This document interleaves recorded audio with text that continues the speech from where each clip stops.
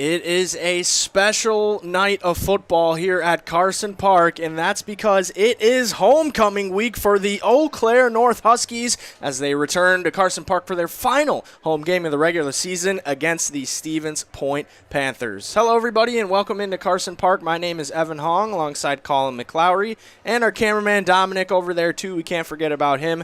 It is a wonderful, wonderful night for football, beautiful weather, packed stands, and we got a good Wisconsin Valley Conference tilt on hand for you tonight. It's the Eau Claire North Huskies taking on the Stevens Point Panthers. Eau Claire North coming into this game with a 2-4 overall record. They're 2-2 in the conference, still looking to fight for a potential playoff berth. Remember, teams need to be 500 or better to get into the playoffs if they have that record in conference play. Let me be clear, 500 or better conference record gets you into the postseason. The Huskies have not made the playoffs since 1998, and they are in position to do that this season. Head coach is Matt McGinnis in his third season with the Huskies. Eau Claire North coming off of a 20-48 loss at DC Everest a week ago. DC Everest leads the Wisconsin Valley Conference right now with an undefeated 4-0 record, and they are ranked in our Zaleski Sports rankings and the state rankings as well. The opponent coming in tonight, Stevens Point, 4-2 overall, 3-1 in conference play.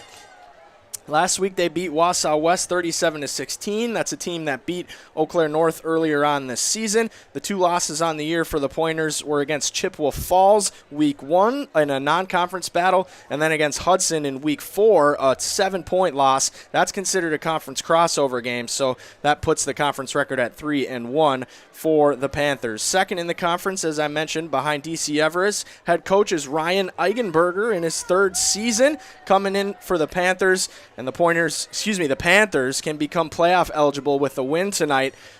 Of course, with that 3-1 record and 3 games to go, all they need is one more win to become playoff eligible. Alongside Colin McLowry here. Colin, beautiful night for football, homecoming night. How you feeling? You know, the last time I was actually at a Stevens Point football game, I was playing in it. My senior year of high school football, we faced off against SPASH in 2021. So I'm very curious to kind of see how they play. Like what's different about how they play versus when I was actually playing against them. It's just kind of cool, you know, it's kind of like a throwback for me. But I'm excited for this game. For sure. Well, this is a Stevens Point team that's coming off of a huge season a year ago, 9-2 record. It was the first time since 2016 where they won 9 games. And this is a team that they're kind of talking about it being a slow rebuild, but they're bringing back an all-state quarterback, a guy that's getting offers at the college level, Grant Chaudenat. And he is one of the best in the state for his dual threat ability. So it should be a good showcase for us tonight. First time that we've seen Stevens Point over in this area. Our pregame show is brought to you by Play It Again Sports. Buy, trade in, or trade up. Get ready for your season at Play It Again Sports on Hamilton Avenue in Eau Claire.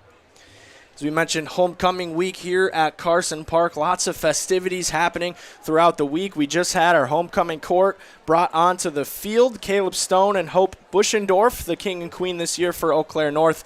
And then a lot of the student athletes as well representing for their individual sports. We had the dance team come out and perform in pregame.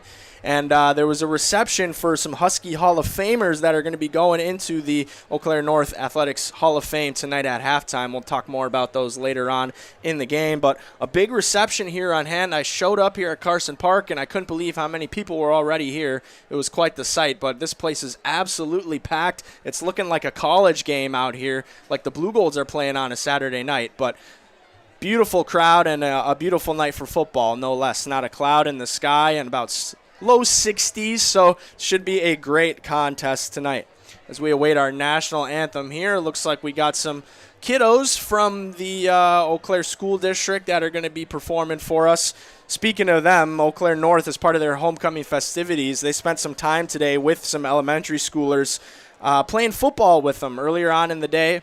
We heard from a few of the younglings who are part of the youth football programs throughout Eau Claire School District saying how much they love the game of football. They love interacting with the high schoolers, and those varsity players reciprocating the love and hoping to inspire those young kids to be able to play football when they get older, and inspiring future Huskies, as we say. So a lot of fun this week. Homecoming week's always a blast, and they even had a parade through the hallways. Some of those varsity students and the kids marching through the hallways at their elementary school. So those are things that those kids will remember for a long time. And homecoming week, obviously one of the best weeks of the season.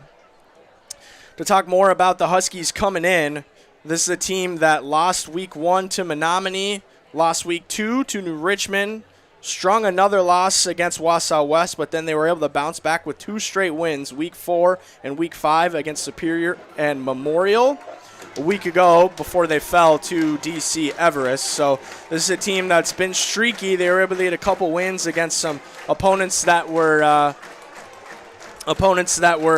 guess, less competitive in their conference, you would say, in Superior and Memorial. That big win and the Crosstown Showdown was a confidence boost for this Husky team just a couple weeks ago. As we see the Huskies coming out onto the field here, I think a lot of people were waiting for them to get out here. They might have come out a little bit late, but nonetheless, the Huskies, here they are, fans cheering them on. Should be a great night for football. Stevens Point lost week 1, as we mentioned, to Chippewa Falls. They lost to Hudson in week 4, but every other game they've won this season. They've beaten Superior, Memorial, Wisconsin Rapids, Lincoln, Wausau West, and in all of those wins, they scored 30 or more points in each of those wins. So this is an offense that can really, really make big plays, and they're going to come and look to show that firepower tonight here at Carson Park. Well, we're going to send it down to the field for our performance of our national anthem by some of Eau Claire North's youth and homecoming court.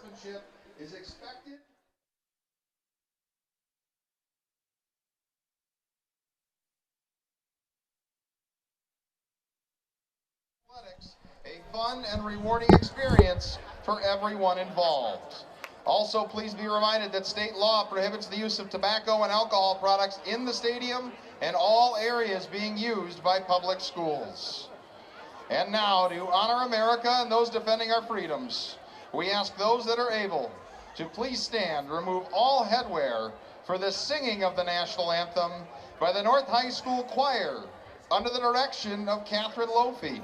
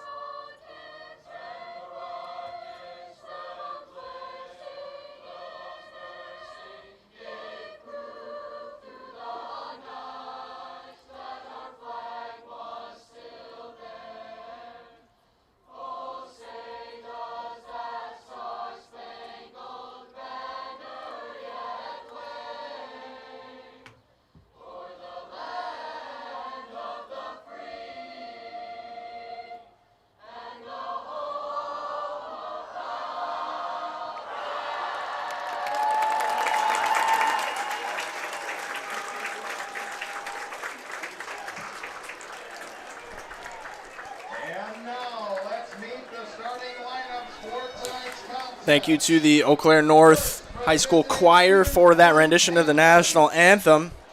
As we get into the game, here's some keys to the game tonight. Eau Claire North, I think that they're going to have to limit penalties. Of course, we've talked about it if you've been following us throughout the season. Eau Claire North, penalties have been costly for them, especially on offense and especially when they get into the red zone. So we'll see if they've been able to clean up that sloppy play over the last couple of weeks, and if they can just play a clean game and keep those yellow flags off the field, the Huskies could be in business. We've seen some of the aggressive play calling that the Huskies have been able to pull out.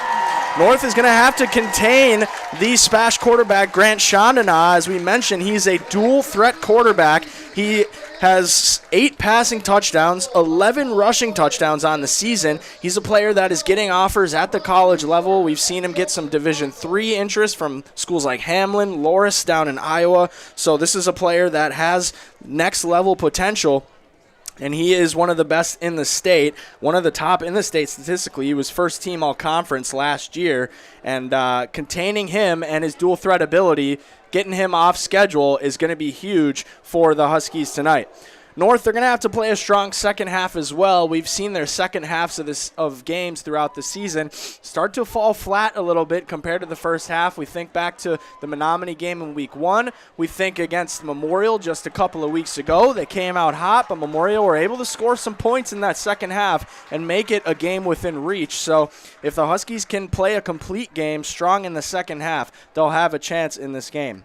For SPASH, key to the game, fill gaps and stop the run. We've seen how powerful this Huskies backfield has been with the two-headed monster of Levante Bean and Michael Friesen, who has really stepped in over the last 4 games and become one of the workhorses for the Huskies. So as long as SPASH is able to stop the run, they should be in business, and they're going to have to make North uncomfortable early. We mentioned how strong North has started games throughout the season, but when North doesn't get off on the right foot, it tends to snowball for them. If they're not in a rhythm early, it can collapse early for Eau Claire North. So if SPASH makes Peyton McCracken, makes that offense uncomfortable right away, SPASH will have a chance to pull this one out on the road. It will be SPASH that kicks off as North will take the ball first. And we will get a glimpse to see if North can get in that rhythm early on here. This is Connor Scarston, the kicker for SPASH with the boot. And we are off here at Carson Park. Ty Schaff, the return man for the Huskies, finding some space. Nice return there. There is a flag. Schaff was past the 30, but we'll see what the call is. A flag on the very first play of the game here.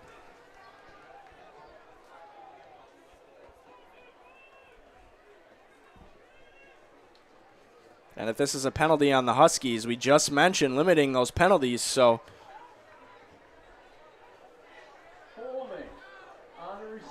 And it is. So that's a holding penalty on the receiving team. So we mentioned those offensive penalties in the red zone and in plus territory, but already a special teams penalty on the first play of the game. That is not the quarterback. He has started every game this season for the Huskies. And they will start with a handoff. Michael Friesen finds some space, breaking tackles, and a strong run on the first play of the game for this Husky offense. That's an Eau Claire North first down.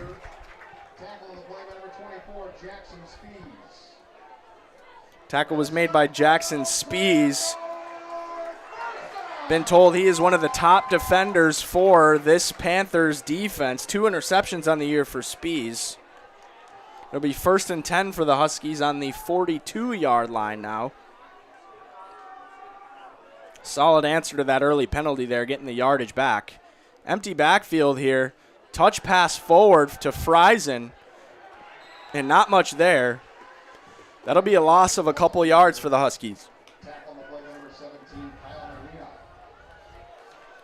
Starting lineup for this Husky offense, Peyton McCracken, the quarterback. Michael Friesen gets the start at running back. Levante Bean, you'll see a heavy dose of him in the backfield as well.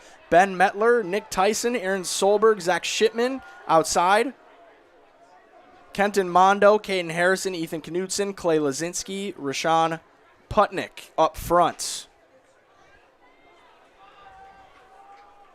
2nd and 12 now for Eau Claire North.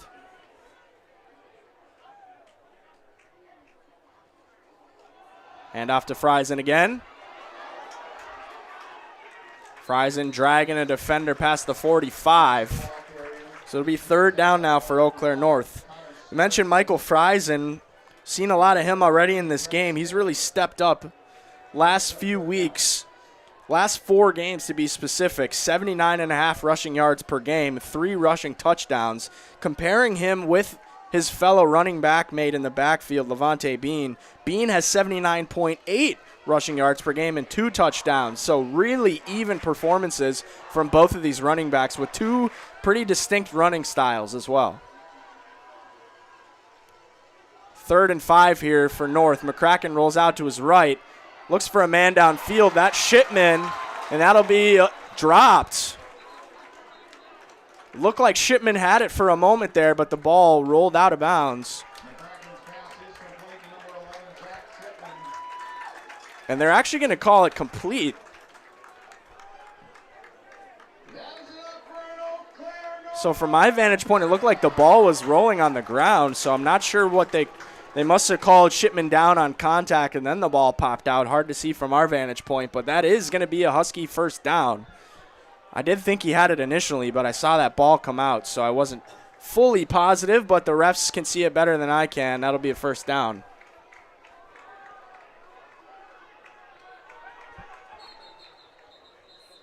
And Matt McGinnis already going to burn a timeout here in just the first 3 minutes of the contest, so we'll take our first timeout as well. You're watching high school football on Zaleski Sports.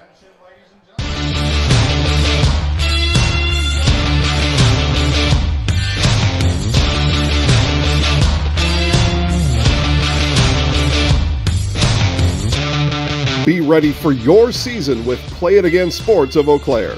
Play It Again Sports is just down the road, south of the 5393 intersection in Eau Claire. Just tell them you saw this commercial on Zaleski Sports and get $5 off any $50 order and $10 when you spend $100. Play It Again Sports, buy, sell, trade, and be ready for your season.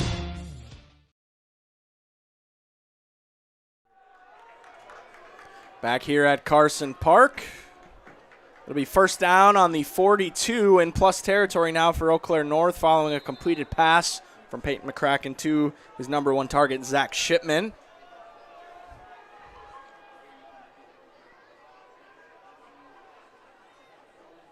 McCracken hands it off to Friesen.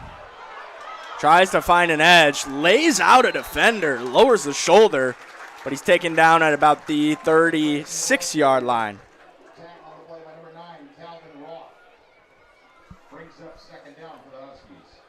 Starting defense for Stevens Point. Up front, Isaac Bergener, Owen Vanden Eisen, Vinny Langloy, Brett Standifer. Standifer had a big turnover interception last week. Gavin Stelzer, Nick Roska, Connor Scarston, Kyle Madlina. Up the middle at the linebacker position, Walker Heck, Jackson Spees, Johnny Ananiadis. I'm going to butcher that name a couple times tonight. I apologize. And we'll continue with the starters in a moment after Michael Friesen tries to find an edge. Johnny Ananietis, excuse me. That's a tough one. He is one of the corners, and then Calvin Roth is a safety back there for the Stevens Point Panthers.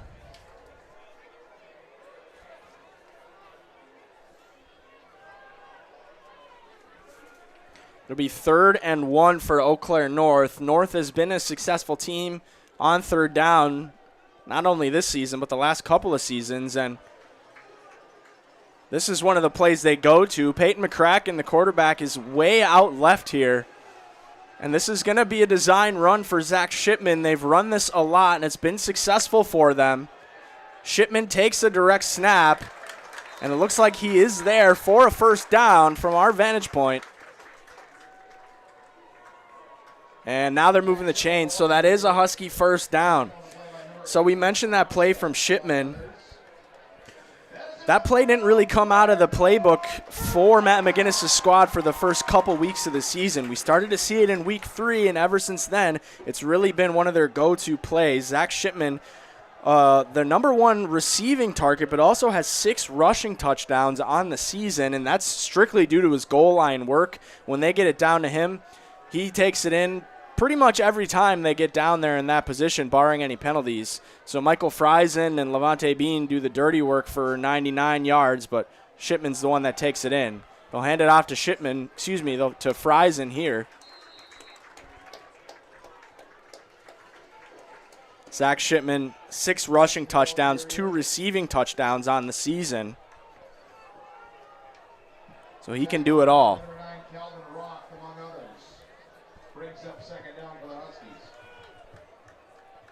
It'll be second down now for Eau Claire North. Ball on the 27-yard line.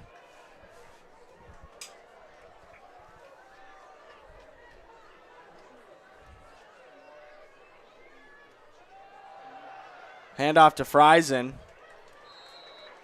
Not much on that play there.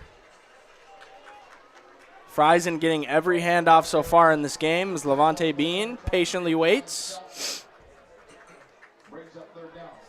Another third down here for Eau Claire North. This is a big one if you're this Panthers defense, considering where the Huskies are on the field. You don't see the Huskies air it out too much, but empty backfield here from McCracken. 5 wide receivers. McCracken looks to throw. Short throw, gets it over to Aaron Solberg for his first catch of the game, but that is definitely short of a first down. So we'll see what Matt McGinnis wants to do here. Aaron Solberg has a big leg. We've seen it come out throughout the season. But he has missed several field goals throughout the year, so we're going to see what the move is here.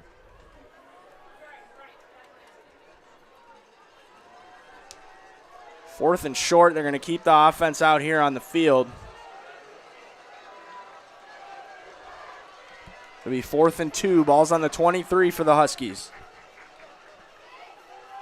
McCracken rolling right, under some pressure. Going to try to take it himself, and it looks like he is there.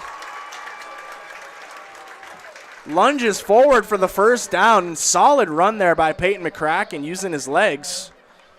Not something we've seen a lot of from him throughout the season, but showing that he can move when he needs to.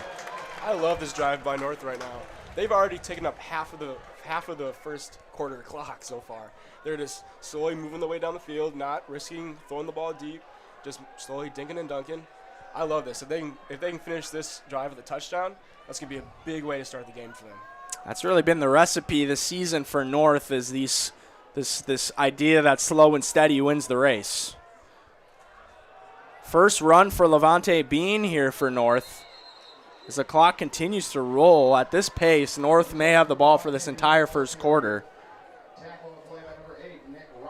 It's a stark contrast from, when we were at this Memorial game, the Crosstown Showdown a couple weeks ago, seeing how slow North plays versus how quick the Old Abes try to play, and they have a motto over there of wanting to be one of the fastest teams in the state, but sometimes that isn't always the best recipe. North proving that taking your time and being methodical with your drives can prove successful. Especially on their first drives of the season, they've been really strong at getting downfield on their first possession throughout the year. 2nd and 8, McCracken hands it off to Bean. Bean tries to cut up the middle, but taken down close to the line of scrimmage, so it'll be another third down for North here. Tackle was made by Isaac Bergner there for Stevens Points.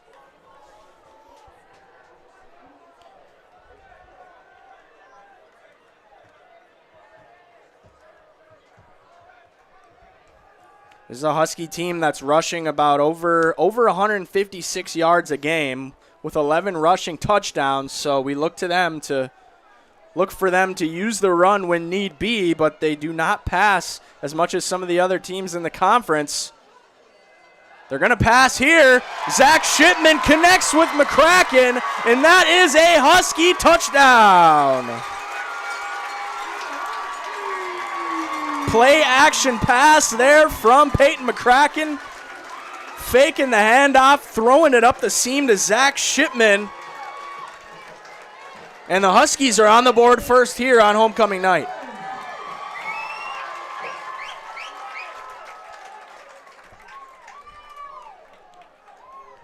A drive that took nearly 7 whole minutes there. More than that, actually. It's more like 9 minutes if I can do math correctly. That was close to a 9-minute drive for Eau Claire North, as Aaron Solberg puts up the extra point right up the middle. And the Eau Claire North crowd is fired up here at Carson Park as the Huskies get on the board first. Eau Claire North 7, SPASH 0. We'll go to a quick break. You're watching high school football on Zaleski Sports. Get more sales, more customers, more employees, more community support. Let Zaleski Sports help you today. Our advertising rates are less than what you have in your pocket now. People just like you watching this broadcast are your next customer or team member. Plus, you'll have the satisfaction of making sure that our light continues to shine on these student athletes. Use the phone in your hand. Email us now.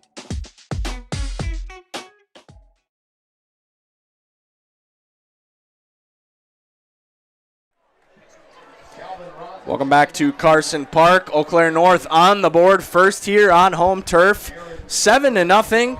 Peyton McCracken, the quarterback, connecting with Zach Shipman, his number one target, for a touchdown in the red zone. So Eau Claire North coming out with a huge 9-minute long drive, 8 minutes 45 seconds if we want to be exact. But Colin mentioned that slow, methodical drive working perfectly for North there. Kick is up and back into the end zone from Aaron Solberg, showing off that leg. It'll be a touchback as Stevens Point Panthers are going to come out on the field.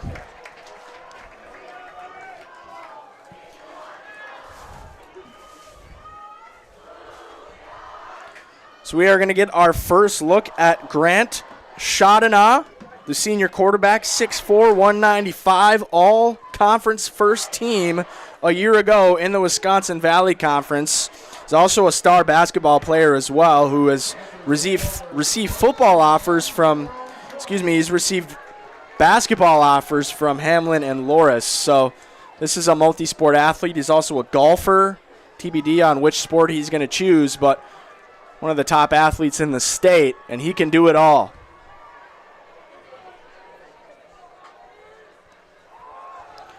And the handoff is going to go to Johnny Matthews here for the first play of the game. And starting off the same way that North started, first down on the first run of the game for the Panthers. And we're already seeing the difference in tempo here from North and Stevens Point, how quickly Stevens Point got up to the line there. You have to think as the run gets stuffed there that North getting a glimpse of that a couple weeks ago against Memorial has helped them prepare for a game like this against the conference opponent that has the same style of play.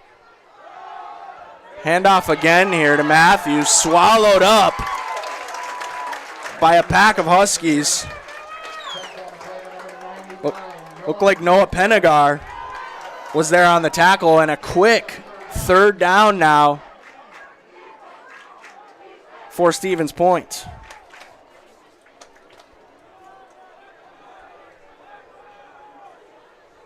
Now Stevens Point starting to take their time a little bit, looking for the play call.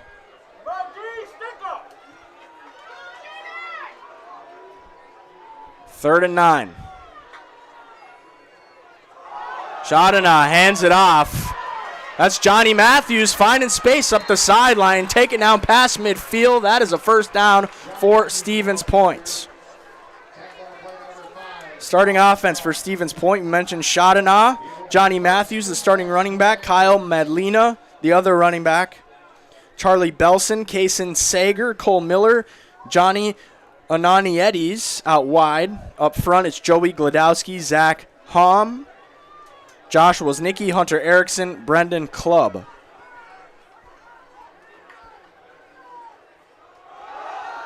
Spinning handoff there. Johnny Matthews swallowed up by 4, 5, 6 Huskies for no gain there. This Husky defense is flying around right now. Their starting lineup up front: Bear Woolley, Kenton Mondo, Rashawn Putnick, Noah Penagar, Aiden Pankratz, Jack Gorman, Brett Williams, Devin Andrew. He's the leading tackler on this Huskies defense. Michael Friesen also getting some run there up the middle. Those are the linebackers. Zach Shipman, Ty Schaff, Elijah Edwards, Reagan Crute in the defensive backfield for the Huskies.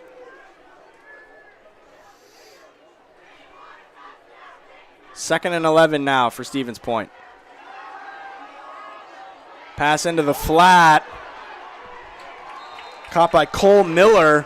Able to find some yak there, yards after the catch. And that's a first down for Stevens Point. So we're seeing what different types of things this Panthers offense can do. Starting off up-tempo. Now as they get into plus territory, starting to slow things down a little bit, changing the speed of this game as they go here. See how the Huskies can respond to those changes. Couple fake handoffs there. Johnny Matthews trying to find an edge, and he can't. Friesen lays the hammer on him. As the clock winds down here on the first quarter. Can't believe the first quarter is already going to be done. Huskies took up practically the whole thing. SPASH hasn't even had a chance to show what they got on offense yet virtually in this game, but nonetheless, that's the end of the first quarter. Huskies lead 7-0. We come back, they'll flip the field. SPASH offense will continue to march. You're watching high school football on Zaleski Sports. Hey, you're tuned in to Better Halves. Skip, I love my hometown, and I want a health plan that feels the same way. So what are your favorite local date spots? Oh, yeah, I know like all the date spots in Eau Claire.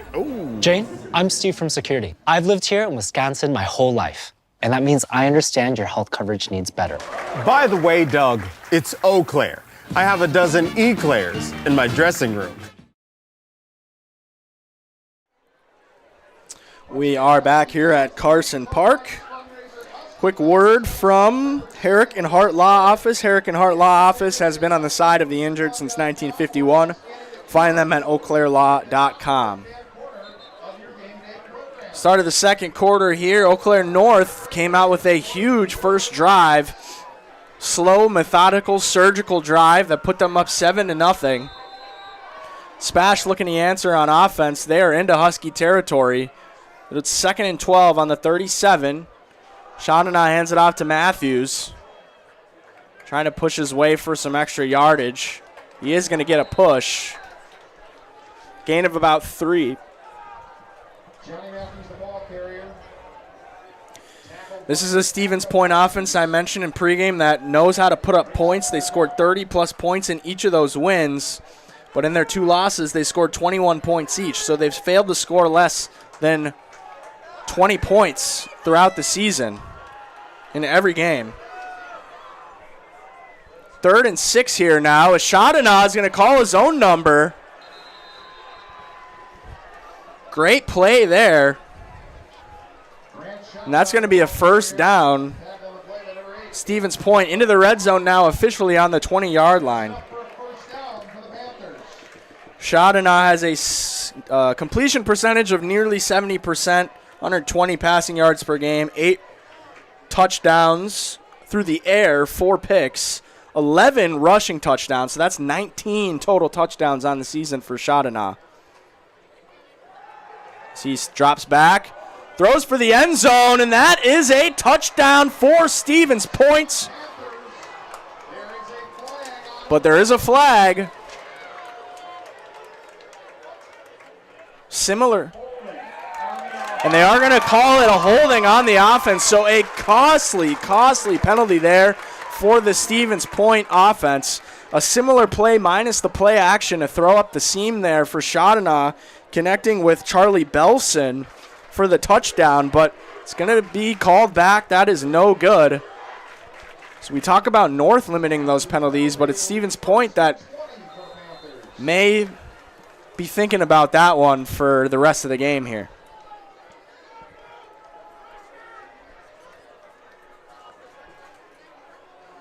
So the Huskies are going to get a do-over here. They get to kind of correct what just went wrong there. 10 yards back. It's 1st and 20 on the 30 now as Shawnana runs it himself. He's back to the original line of scrimmage.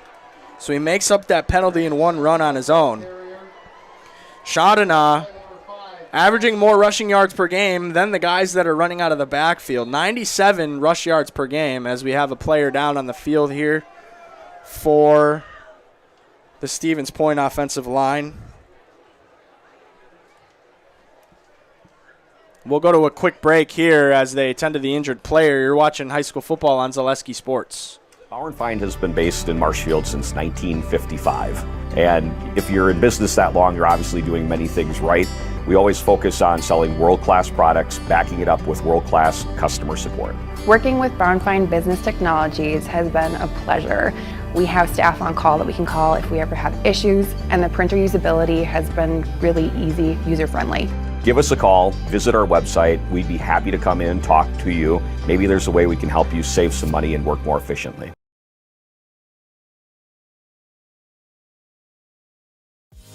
Culligan Water delivers.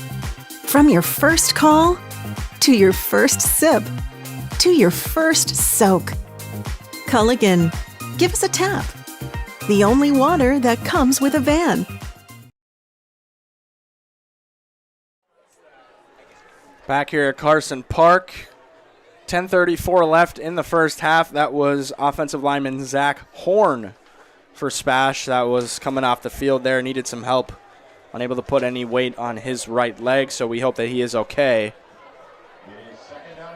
Second down and 9 now. We'll try to figure out who the replacement offensive lineman is for Stevens Point. But they're going to run it up the middle with Johnny Matthews here. Two really nice run plays here for Stevens Point have got him back to 3rd and short. So we're seeing what kind of running power and ground and pound this Stevens Point team has. They've done a nice job of that, but obviously Shadana can do it all. So this is a very balanced offense. 18 rushing touchdowns on the season, 242 rushing yards per game for this Panthers offense throughout the year. 3rd and 2. Shadana tries to find a hole, dives forward.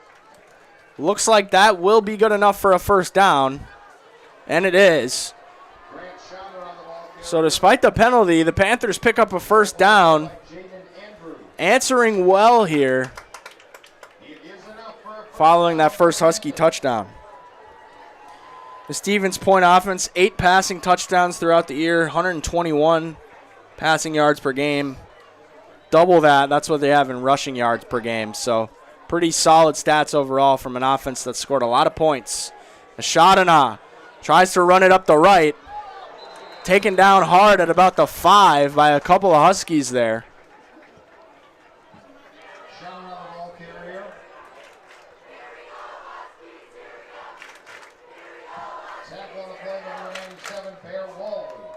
Bear Wally on the tackle there for Eau Claire North. So Panthers look for the play call.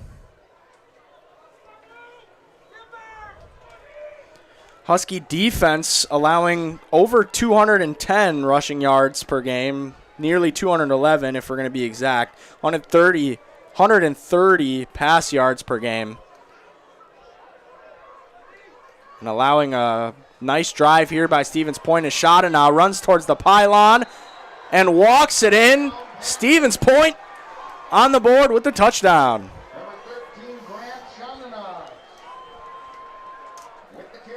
That is the quarterback, Grant Shadana, silencing this Eau Claire North crowd here at Carson Park with an answer. It is 7-6 now. Eau Claire North still with the lead ahead of this extra point try. Number 5, Connor Scarston on to attempt the extra point for the Panthers.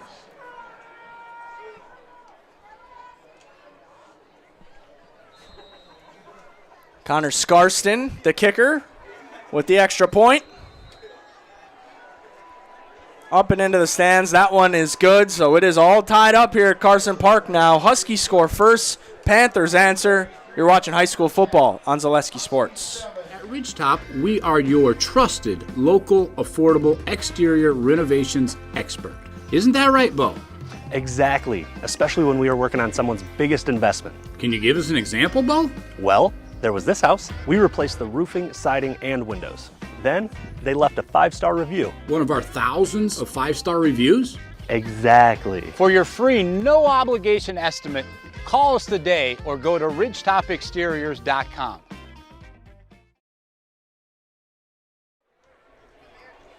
Back here at Carson Park, all tied up 7-7.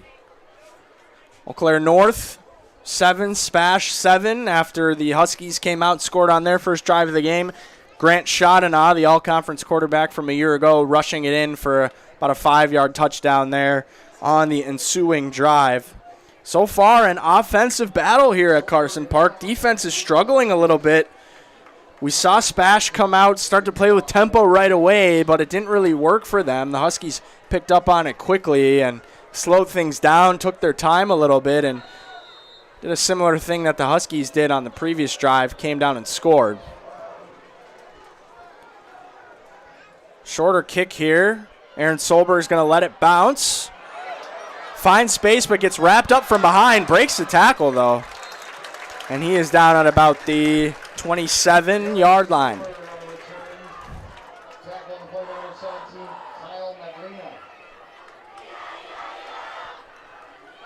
So the Husky offense is going to come back out on the field.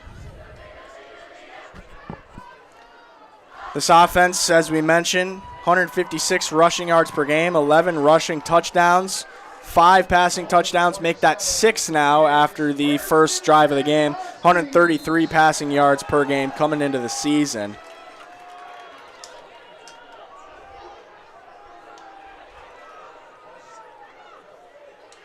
Bad snap. McCracken hands it off to Levante Bean. Great hands there by Peyton McCracken, or great hand, I should say, for him to be able to corral that one. We've seen some of those issues at center throughout the season. Ethan Knutson, the center, we've seen some low snaps out of him. That was his first tough one of the night. But McCracken able to corral that one. Eau Claire North, their strength is size. As we mentioned throughout the year, the team did not return a lot of skilled players coming into the season, but a couple of them have really shown out. Shipman and Solberg for sure. Michael Friesen has become a workhorse out of the backfield as well. Levante Bean, the other head of the two-headed monster in the backfield, up past the 30-yard line now. Tackle by number 33, Brett Standiford. Brings up third down for the Huskies.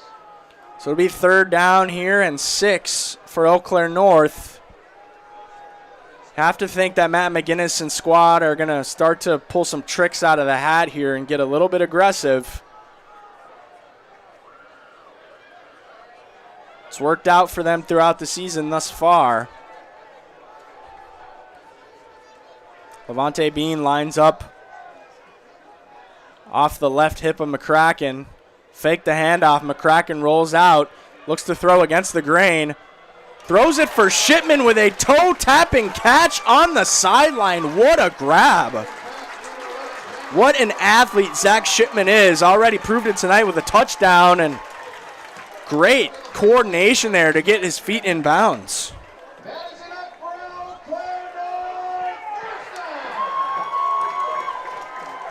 So that puts the ball up to the 42-yard line. Clock still runs. What a fantastic catch from Shipman. You have to think with the talent that Shipman has, he would be getting some looks at playing at the next level, Division III potentially. He has that kind of talent. Shipman's going to take the direct snap here as well. Gets a block up front from Levante Bean, but swallowed up at about the 45. Zach Shipman, 6'1", 185 junior, so still got another year in him to decide what he wants to do. I'm sure he's already getting looks from colleges, and he'll have time to decide where he wants to go. He is deserving of being able to play at the next level, absolutely.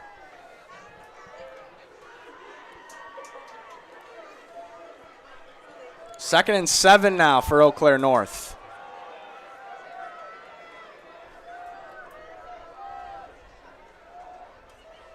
Handoff here to Levante Bean. No gain there. Right back at about the line of scrimmage. It'll be another third down, and this half continues to fly by. Only about 5.5 minutes left in the half. Brings up third down for the Huskies.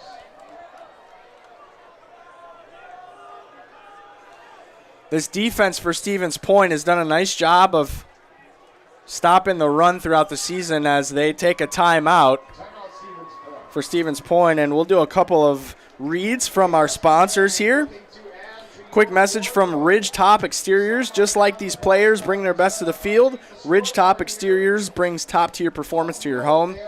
From roofing projects to siding, windows, and doors, Ridgetop Exteriors has the winning strategy to protect your home.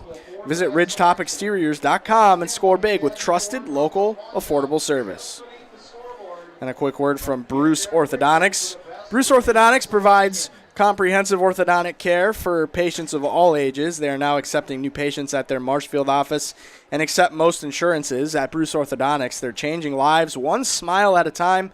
Call their Marshfield office to set up a free consultation today. Also, fans, the Husky Booster Club would like to thank their sponsors of the Game Day program. Mancino's Grinder and Pizza. Mancino's Grinder and Pizza is locally owned and operated and has been a family tradition for over 27 years. For the best hot sandwich in town, grab a grinder at Mancino's, conveniently located just off of Highway 53 and Claremont Avenue in Eau Claire. So it'll be third down for the Huskies here. We mentioned that this Stevens Point team done a nice job stopping the run throughout the year. 140 rushing yards allowed per game. That is solid numbers for the high school level. Only 76 passing yards allowed. 3rd and 6, McCracken rolls out, pressured, and he's going to throw it into the dirt. Tough one there for Eau Claire North. McCracken's pass is incomplete, intended for number 3, Ben Metler. And they're going to likely send the punt team out here. They're not even to midfield yet, so we're going to see the punt team come out. So Matt McGinnis and company will look to pin them deep.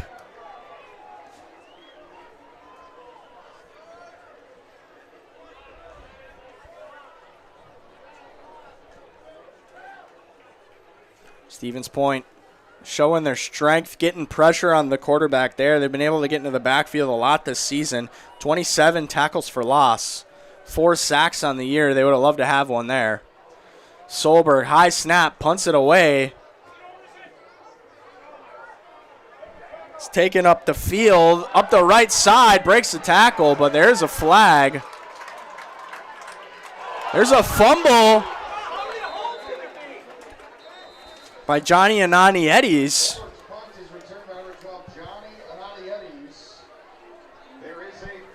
Anani-Eddies was able to get back on top of it, but 2 flags. I looked down for a moment, didn't see what it was, but saw a couple Huskies on the field. Potential block in the back here.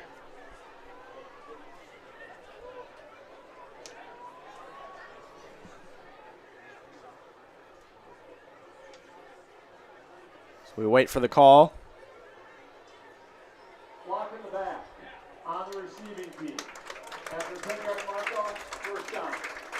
So it is a block in the back, so that's going to back the Panthers up 10 yards. Costly there on a nice return by Anani-Eddies.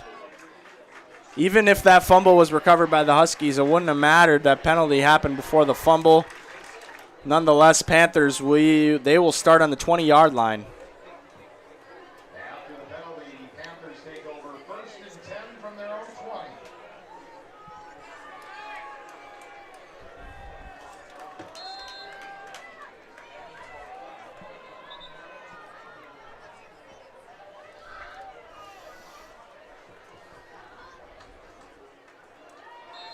Referee's getting the ball set down here. 1st and 10 on the 20. Quick pass, screen over to the right side. And was caught by Cole Miller.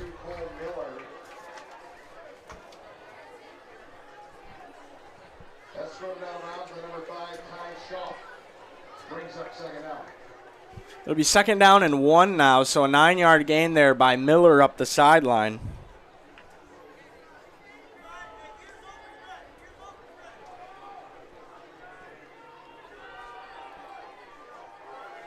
Ball's on the 29-yard line. They hand it off to Matthews. Breaks free out of the pile. Gets a block, finds an edge all the way to the other sideline, and he's beyond midfield. Matthews showing off the speed and the strength. That's a 1st down for the Panthers.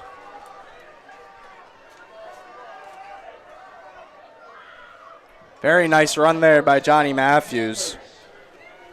Matthews, 82 rushing yards per game this season, 3 rushing touchdowns. The 5'10 junior, small but speedy, showing it off there as they hand it off to him again.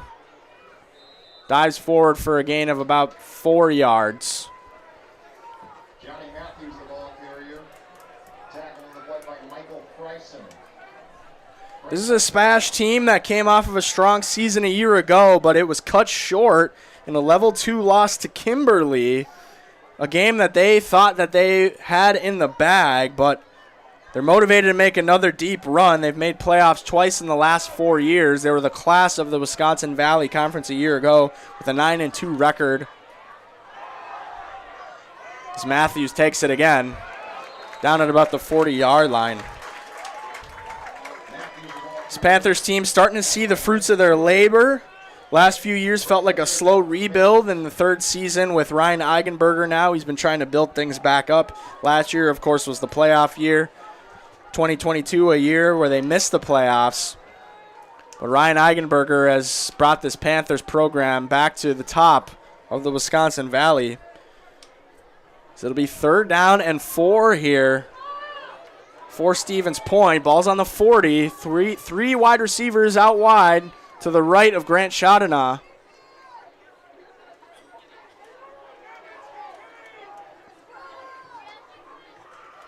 And Chaudenas is going to run it himself.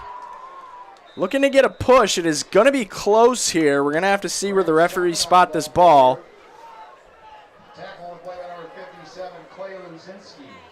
It looks like it is right on the marker. And they are going to say it's a first down. We kind of are at a point where we can see right down the line here, and that was right on the marker. It had to be a nose of the football that got him the first down there. Stevens Point's drive stays alive here. It's 1st and 10 on the 31. Same formation as the last play. Instead, it's going to be a pass. Chaudenas rolls out.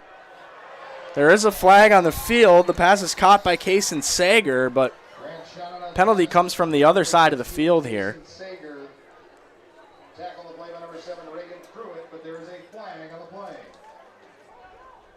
And the Panthers are backing up.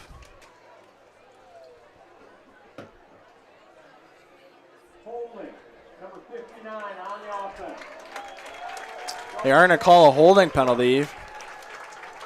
They call it on number 59, Joey Gladowski. Don't often hear the referees calling penalties on and calling out the number at the high school level for the penalties, but nonetheless, it is Joey Gladowski with the holding penalty that's going to push the the Panthers back to the 46-yard line.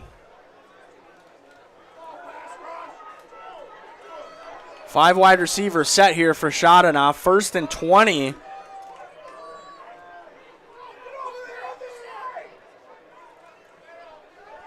They're going to throw a screen. That is Cole Miller. That is Johnny Ananietis. Signaling for a first down, but obviously not even close there. He's almost back to the line of scrimmage. Correction, number 2, Cole Miller.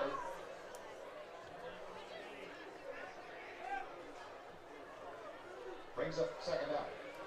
2nd down and 12 now. Stevens Point playing a little faster on this snap.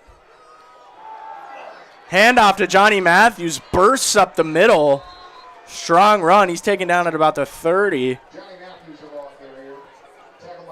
Time continues to tick away. Under 2 minutes now left in the half. This half continues to fly. Both these teams taking their absolute time to try and make something happen on offense. Defense is struggling to get off the field in this game. Saw a punt from the North Huskies on the last drive, but other than that, the offense is getting a lot of time of possession here. Chaudenas calls his own number, and he's going to get another first down.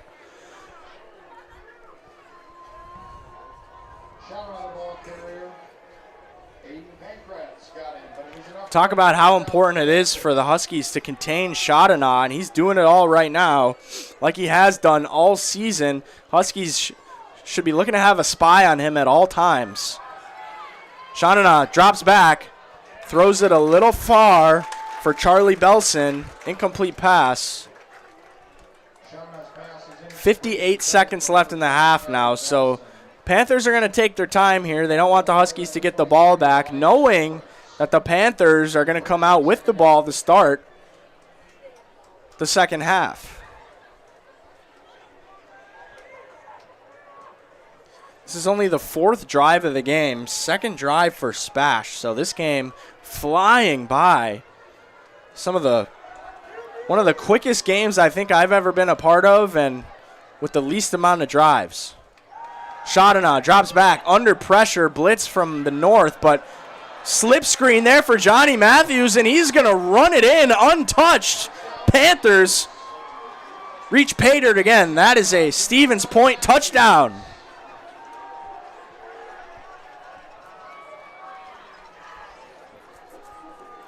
North showed blitz. They sent the house at Shadana and came back to bite them. Johnny Matthews was left wide open on the slip screen there, and he ran up the right sideline untouched, walked it in, and Stevens Point has taken the lead here at Carson Park.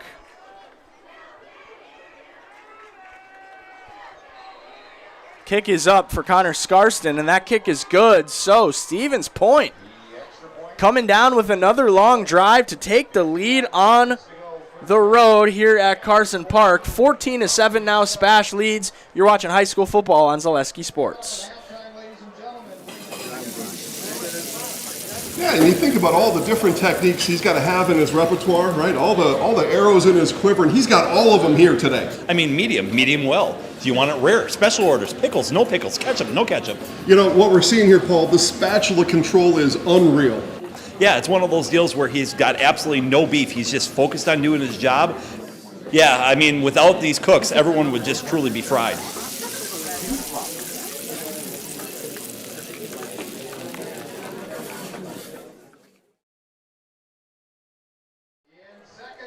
Welcome back to Carson Park. SPASH has taken the lead here on the road against the Huskies after a 24-yard touchdown pass from Grant Shadana to Johnny Matthews, the running back. Quick word from Shepke Chiropractic. Whether it's water skiing, baseball, or golf, Shepke Chiropractic has got your back for all your sports-related injuries this summer. You can rely on Shepke Chiropractic to get you back in the game. Visit us online at shepkechiropractic.com. Connor Scarston kicks it off here. Line drive kick going to be returned by Ty Schaff. And not much on that return. Schaff taken down at about the 21. So we have seen what Grant Shadana is all about here as he makes his debut in the Eau Claire area. A rushing touchdown on the first drive from 5 yards out, and then a 24-yard touchdown pass from Shadana. We talk about the Huskies. They needed to contain him, but Shadana looking composed and comfortable in the pocket there on that touchdown.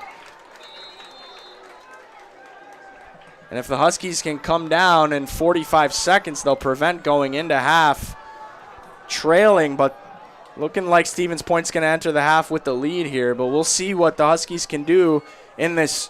They'll call it a 2-minute drill, but it's more like a 45-second drill here. High snap, gets away. Ball still on the ground. It's back beyond the 5-yard line. It looked like Peyton McCracken might have fallen on it.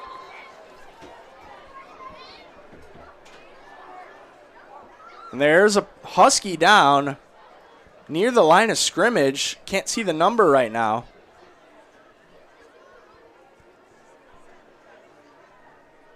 As Peyton McCracken was able to get on top of that ball, there's a player down for the Huskies. We'll take a quick break while they tend to him. You're watching high school football on Zaleski Sports.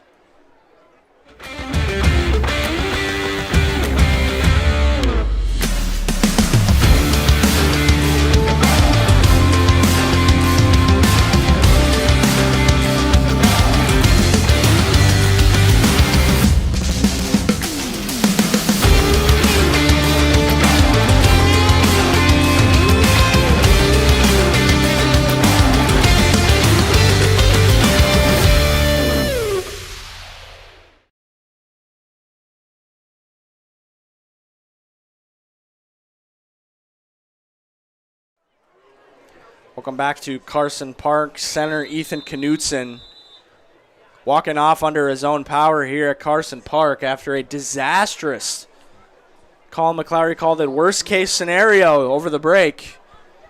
That was a disastrous play for the Huskies. It's going to be 2nd and 29 with the ball on the 3-yard line now for North. Right. I mean, that's already a hard situation where you have the ball and you only have about 45 seconds left, and it's like, do you try to score, or is that too risky and maybe just run the ball out? But they didn't even get a chance to do either of those. They're really going to be in a tough situation here. And you'd think now that they would probably just try to wind this clock down. They do have 2 timeouts, so we'll see if they try to make something happen, if Matt McGinnis thinks that these points are crucial to at least get into a field goal range where Aaron Solberg does have a big leg if he can try to put one up. But long way to go here now for the Huskies. Culligan Water specializes in all of your water softener, drinking water, and water filtration systems. You can count on Culligan to keep your water pure and healthy with unparalleled service and convenient delivery options. And Fleet Farm is here to help you gear up for hunting season.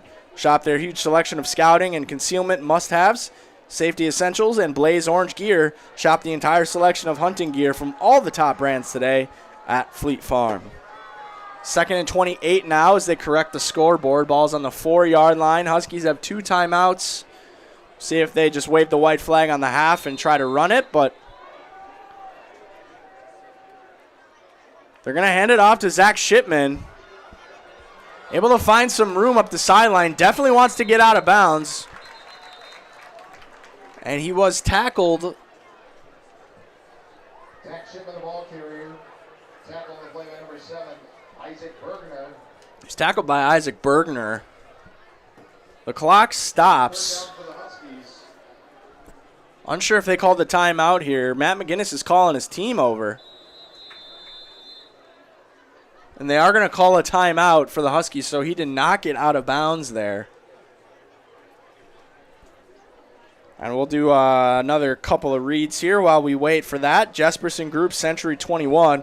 Whether you're buying or selling, turn to the Jesperson Group at Century 21 affiliated. The Jesperson Group has a pulse on the local real estate market and can help you with both existing homes and new builds. It can help you through each step of the process. Search Jesperson Group at Century 21 affiliated to see current listings, then step confidently into the real estate world knowing you have the Jesperson Group by your side. They make the home buying and selling process simple, not stressful. That's what you get with Jesperson Group at Century 21 affiliated. So it's 3rd and 17 now. Ball on the 15 for the Huskies. Nice run there. Pickup of 11 for Zach Shipman, but still a long way to go here. And another stoppage here. A lot of stoppage of play here as we were talking about how quick this half was going, but it actually looked like McCracken kneeled it down. I didn't even see that out there, but they're just going to let this clock run.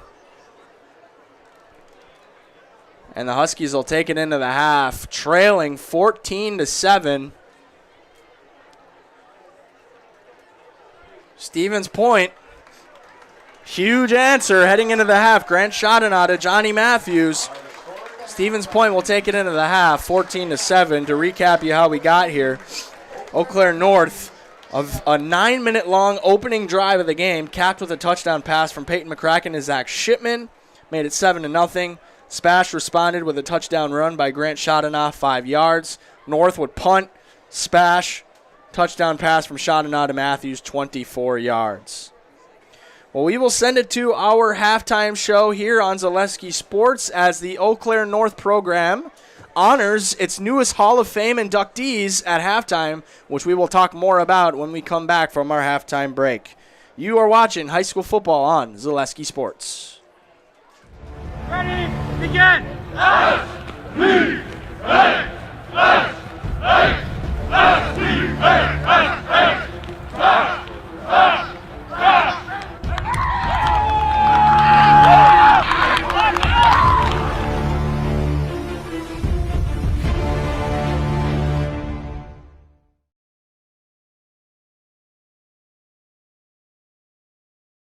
Well, the stadium was named after Amanda Gerke, and in 1872, Amanda and her husband, August, came to Stevens Point, and August was a master tailor, and in those days, if you were a tailor, you made a pretty good sum of money. August died in 1912.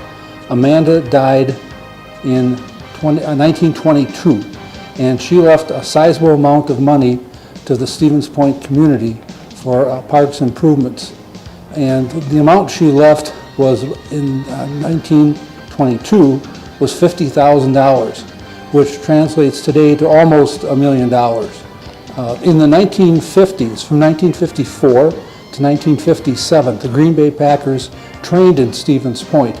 They stayed at in the dorms at Dalzell Hall and ate at Nelson Hall, part of UW Stevens Point, which at that time was known as Central State College. In 1957, Topps football cards came and took the pictures of the Packers in their uniforms here at Gerke Field for their trading cards for the 1958 series. There are a number of Packer cards. You can see the background of the old stone bleachers.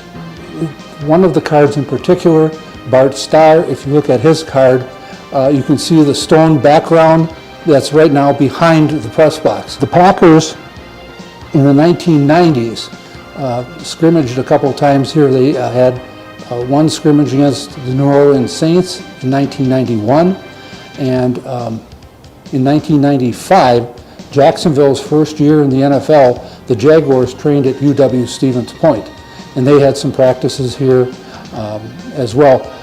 One of the reasons why Jacksonville wanted to move out for its first year was they thought, well, it's going to be too hot for us in Jacksonville. Well, the year they were here in Stevens Point was one of the hottest on record in Stevens Point. There were even alerts for farmers to keep their cattle indoors during the daytime because of the heat. And there are pictures of Jacksonville players sitting in giant garbage tubs full of water because the university did not have the steel tubs for them to sit in. They just went to one of the convenience stores and bought some giant garbage cans for them to sit in, which is really kind of humorous, seeing 300-pound football players in tubs of water like that.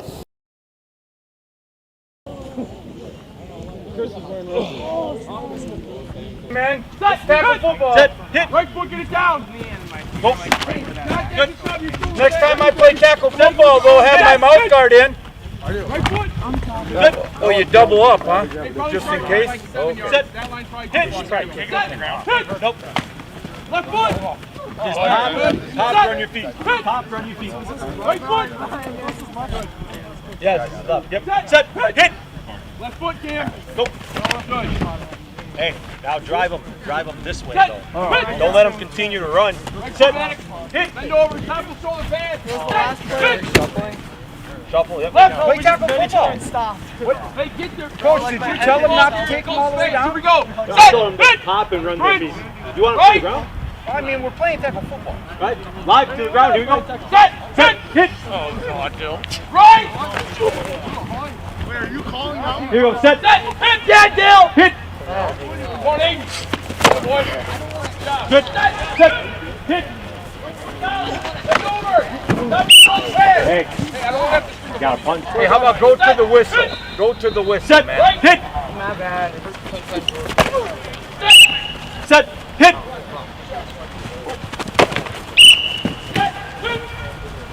Set. Yeah, do it. Hit. Yeah. You a little. I mean, kind of gross. I mean, tad bit nasty. Did you be run back? Just a tad. No, not yet. I think Vinny had to, right? Hit. You need to go. Come on, Isaac. Right shoulder. That a boy. Good hit. Hey, can somebody else please just go over there so we don't have to wait? Here we go. Set. Hit. Right shoulder. Set. Dakota hits hard too. Dakota will hit me. Yeah, you go here. Dakota. No, man, Vinny hits me. Everybody else. Woo! Good. What the hell? You felt that? I'm gonna go. Yeah, you felt that. Set. Hit. Why? Hit. Set. Hit. Right shoulder, kind of right foot down. That a boy. Way to chop your feet. Set. Hit. Boy, Zay, left shoulder. That a boy. Good hit. Nice hit. Set. Hit. Right shoulder, right foot. Lead your foot down, Miles. Good work. Set. Hit. Left foot, left shoulder. Boom. Good job, Brett. Set. Hit. Right. Boom, Cam, bend over. That a boy. Set. Hit. Set. Left. Hit. Walk, Julian. Set. Hit. Come here, Julian. Right foot, right shoulder. Go. Good pop. Set. Hit. Left. Come on, Luke. That a boy. Set. Hit. Come on, Damien. Get him. Right foot, right shoulder. Bend over, baby. Set. Hit. Come on, Dakota. Nice two jersey there. It's getting dirty. Atta boy. Set. Hit. Come on, Aiden. Left shoulder. Back up a little bit for me. Dakota, right there is good. Set. Hit. Right foot, right shoulder. Hit. Set. Hit. Left foot. Get it down. Left foot. Atta boy. Good breath. Set. Hit. Right. Set. Hit. A little bit. Set. Hit. Left foot, left shoulder. Good job, Isaac. Good hit. Hit. Left foot. There you go. Set. Hit. He's talking shit, Andy. Left right down. Here we go. Yeah, baby. Let's go. Hey, get right down. You got 1, 2, 3. Go. Back on the half. Let's go. Come on, Taylor. Will. Get off. Will. 3-2. Yeah. Chris can drive. 3-2. Let's go. Run. Johnny. Run. Somebody go watch the front line. I'll watch you back. Let's go. Get Kalani. Go. Run. Good running job. Gotta work hard, man. Shock and go. Shock and go. Shock and go, Cam. Let's go. Yeah, Trent. Come on, dude. Steve. Oh, yeah.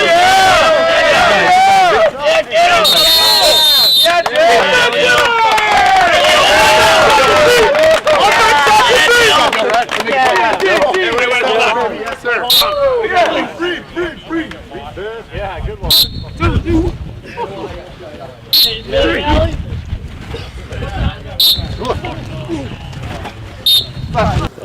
I mean, homecoming, yeah, it's just fun. The atmosphere, we got that huge student section helping us out. Oh yeah, whole game. It comes down to the Friday night game. Yeah, everyone's waiting for it. It's fun. We got to put on a show, beat West, take care of business, move on to the next week. Tear them.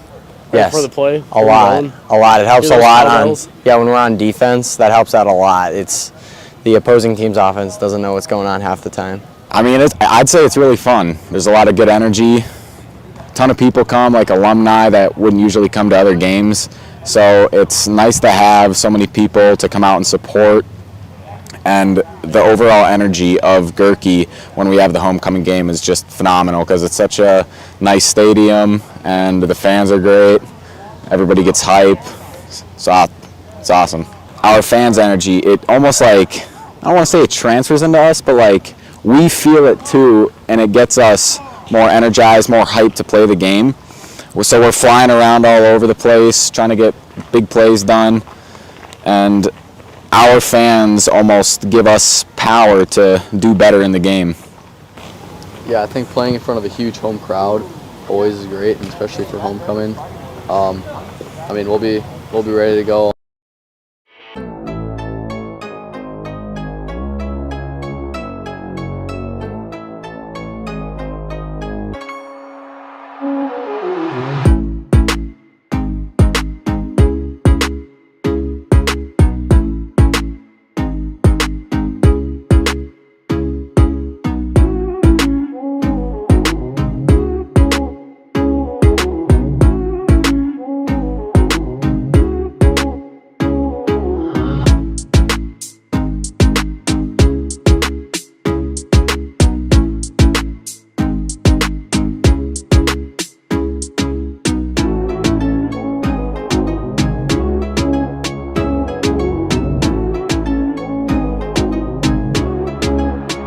So your twin receivers, top of your screen, halfback right. Kostrowski back to throw, pressure coming.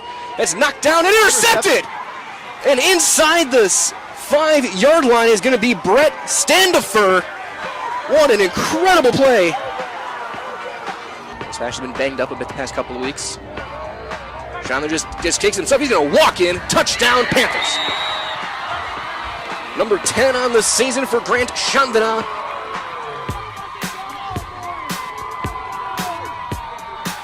He's just going to get it away. High end over end kick, far sideline. It'll take a huge Wausau West bounce inside the 10. Twin receivers, bottom of your screen. Passed out to Kason Sayer. Gets a block, cuts upfield. 45. He's got the first down. He brought down China 50 by Matson. And Ani Eddies is the halfback.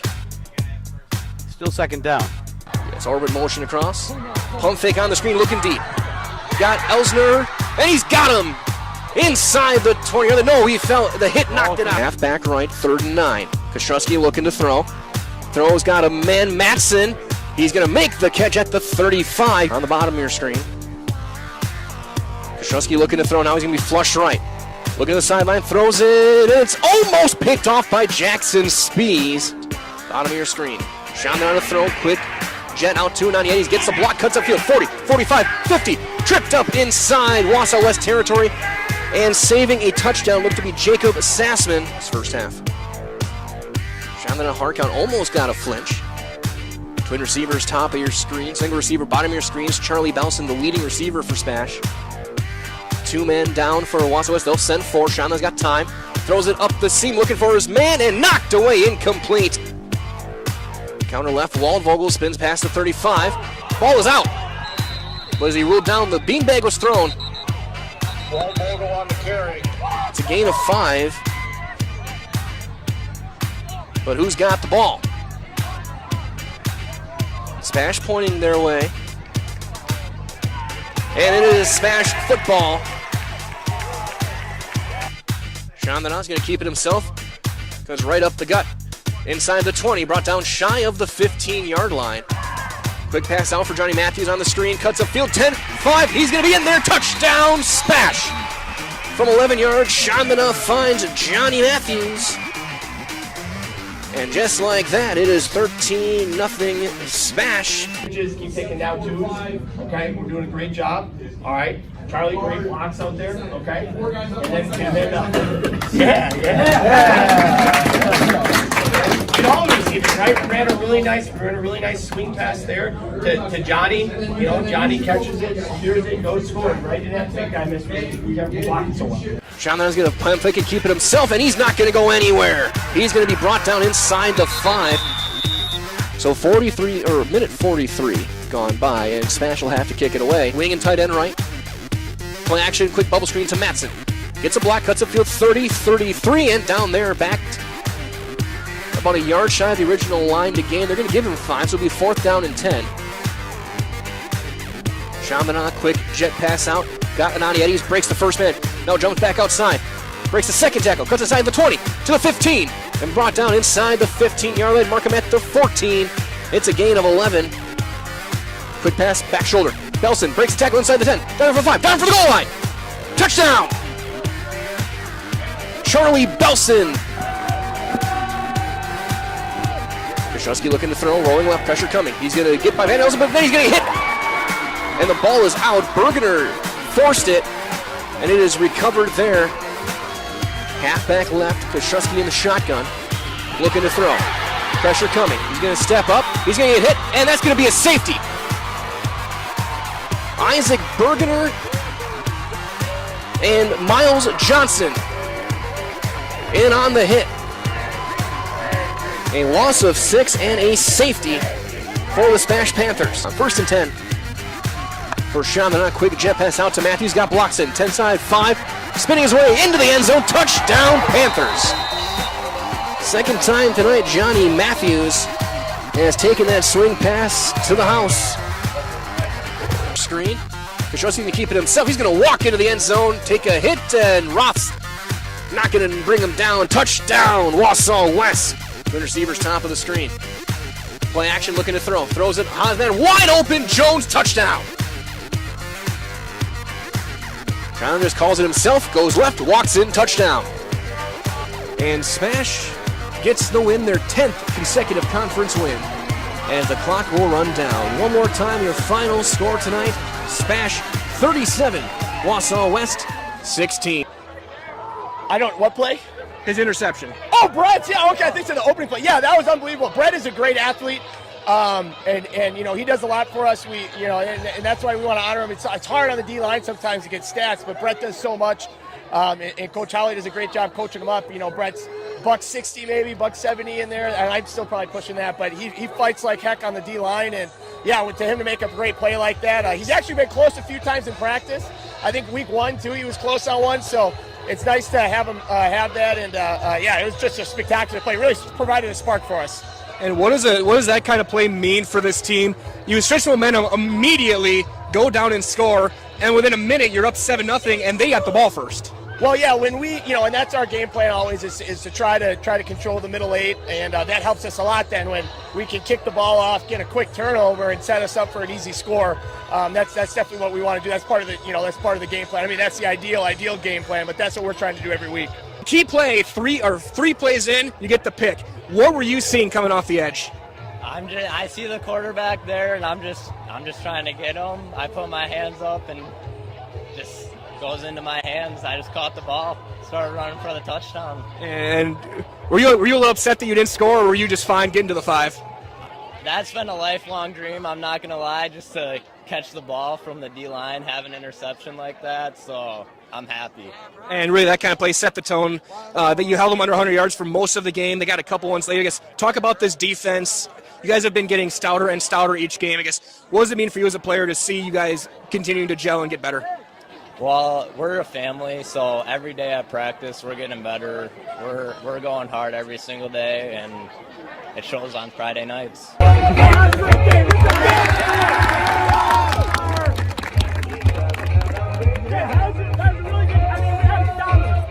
Dominance, all right? There's a couple of bugs that hit us a lot, got us again there in the second half.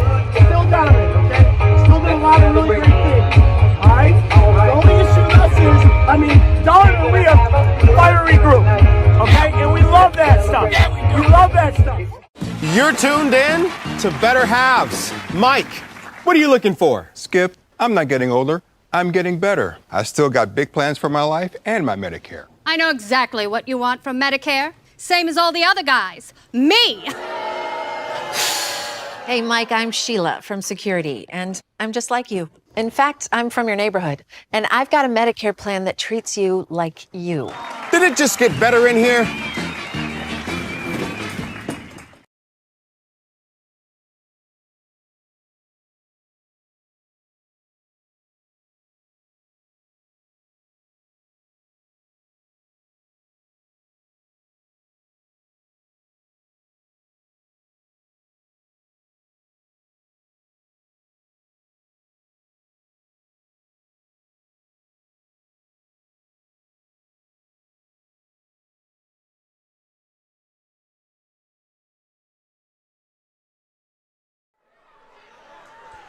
We are back here at Carson Park, halftime. Getting close to the end here as the Stevens Point Panthers lead 14-7 over Eau Claire North. To recap once more how we got here. 9-minute drive by the Huskies to start things off, capped with a touchdown pass from Peyton McCracken to Zach Shipman. If you're just joining us, Huskies led 7-0 off the first drive of the game. SPASH answered with a touchdown run by Grant Shodanoff, 5 yards to tie it up.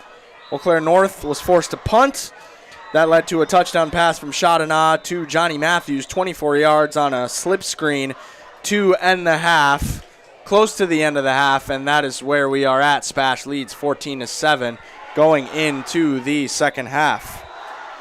Want to give a shout out to our Husky Hall of Fame inductees tonight on homecoming. Every year, a yearly tradition for Eau Claire North to induct some of their sports legends into their high school athletics Hall of Fame. Tonight's inductees were Mike Olson, class of 1994. He was a 2-time state runner-up in wrestling. That was Mike Olson. Greg Button, class of 2011. Football and baseball standout. He was inducted tonight. And then Brock Holman, who was a pioneer for wheelchair track and field at the high school level, and not only at Eau Claire North, but at the high school level. He was a division and multi-time state champion in the wheelchair track and field discipline. And he is currently a member of the Husky track and field staff as well. So want to give a big congratulations to all of our inductees tonight from the Eau Claire North High School Hall of Fame. There was a nice reception for them held just before the game started across the park here at Carson Park over at the pavilion. And a lot of people here in town coming to see some Eau Claire North High School athletics legends. So congratulations to them. Great crowd on hand here tonight for this homecoming tilt between North and Stevens Point. It's been an interesting game so far. Colin, I want to just bring you in here and ask your thoughts on the first half and what we've seen from both of these teams. Yeah, I mean, we saw very similar game plans from both teams. Very keen to just run the ball, slowly work the way down the field, pass on third downs, roll out. And it's really interesting when we see like a game like this, we see teams being so conservative. At some point, they're going to be forced to be aggressive. And, you know, at some point, North, the way this game is going, it looks like North is going to be forced to be aggressive and throw the ball downfield, especially if SPASH is able to score a touchdown on their first drive. So I'm very interested to see how both teams will be able to respond in those situations, because they've both been pretty good, even though it's a low-scoring game, of really being conservative, working the clock, having these long drives where the defenses are kept on the field for a long time. So yeah, I'm very interested to see which team is going to be forced to be aggressive first, because that's just the way I see this game going. Especially if North continues to trail for much of this second half, and the Panthers are going to come out and start with the ball here to start the second half. So if it becomes a two-possession game, definitely going to look for Matt McGinnis and his staff to start to pull out some of their best plays out of their playbook and go deep in their bag. Quick word from Chippewa Valley Orthopedics. Whether you are a professional athlete, weekend warrior, or simply have an aching joint, rest assured that you will receive unsurpassed care delivered with compassion and respect. When you need it most, visit the sports medical experts at Chippewa Valley Orthopedics. And HS Fence Company. HS Fence specializes in chain link, vinyl, wood, and ornamental fencing. They've been providing commercial and residential fencing to the people of Wisconsin for the last 18 years. Contact them today in Fall Creek or at hsfencewi.com.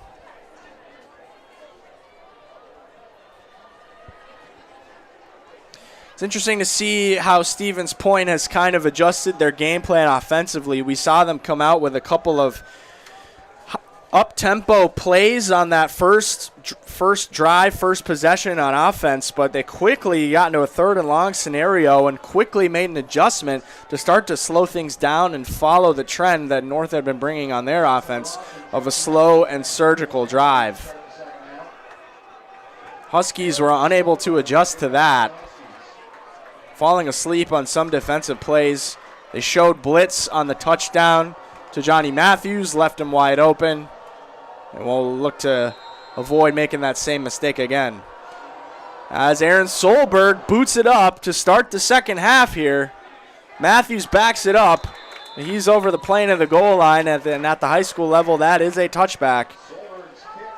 So that means the Panthers will start on the 20-yard line. So as Grant Shodanon company comes back out on field, this is a Panthers team that their head coach Ryan Eigenberger believes that his program is a contender for a state title. He had an unfinished business mentality coming into the season due to that loss in Level 2 to Kimberly last year after winning 9 games a year ago. It'll take some work for them to be able to do that again. But they are right at the top of the conference. We'll give you some scores in just a moment from around the Wisconsin Valley and the Big Rivers. 1st and 10 here for Shodanon. He's going to run it up the middle. He's taken down from behind. Number 9, Devin Andrew on the tackle there. Want to give a quick score update from around the high school level and around the area. Chippewa Falls, last time I checked, was leading 27-15 over DC Everest. That's a big one. We'll talk about that in a moment as there's a handoff to Matthews here. He's taken down at about the 37. That is a big one because that is a conference crossover game for DC Everest, and couldn't have been much tougher opponent for their crossover. DC Everest 4-0 in conference play coming in, and Stevens Point 3-1. So if this result holds, and that result holds at DC Everest, or in that DC Everest game, that would mean that both teams are tied at 4-1 in conference play. As Stevens Point looks for a pass here. Off the hands of Cole Miller. It looked like it was just high for him, but nonetheless, drop pass there from Miller, and it's going to be 3rd and 4. But that is a big one because next week, Stevens Point heads to DC Everest. So that could be a game to ultimately decide who the conference champion could be. Of course, there's one more week to follow after that, but that could be the deciding game when it's all said and done. 3rd and 4.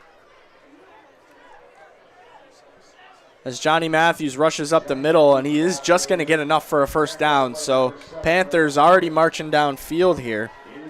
Other scores around the area, Rice Lake leads 16-14 over River Falls in the BRC. Memorial and Wisconsin Rapids tied at 16 at half. They scored. Memorial scored on a Hail Mary at the end of the half as Johnny Matthews looks for a home run play here.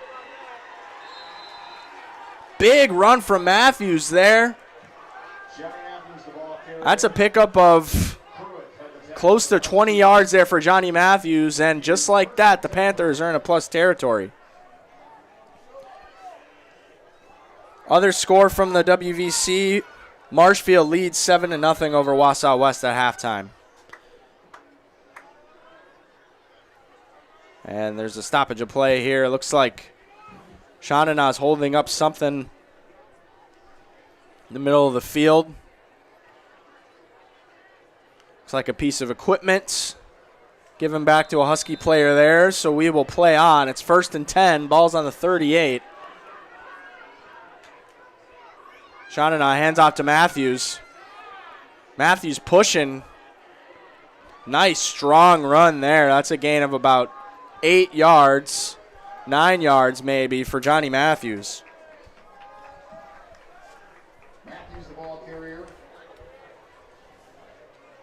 Eau Claire North comes into this game 2-2 in conference play. If this result holds, they'll fall to 2-3 with 2 games to go, so they'll need to win at least one of those games to have a chance at the playoffs. Johnny Matthews. They'd actually need to win both of those games as there's a couple of flags out here. Late flags.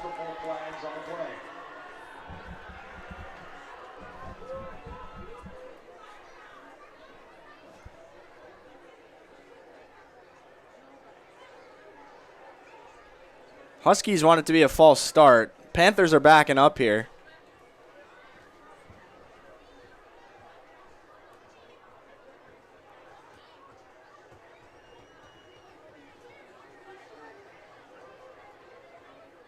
Still waiting for the official word.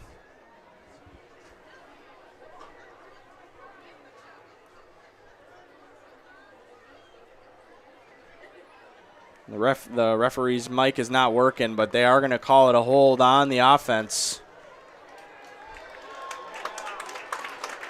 But they're actually going to decline that penalty. His second penalty was given to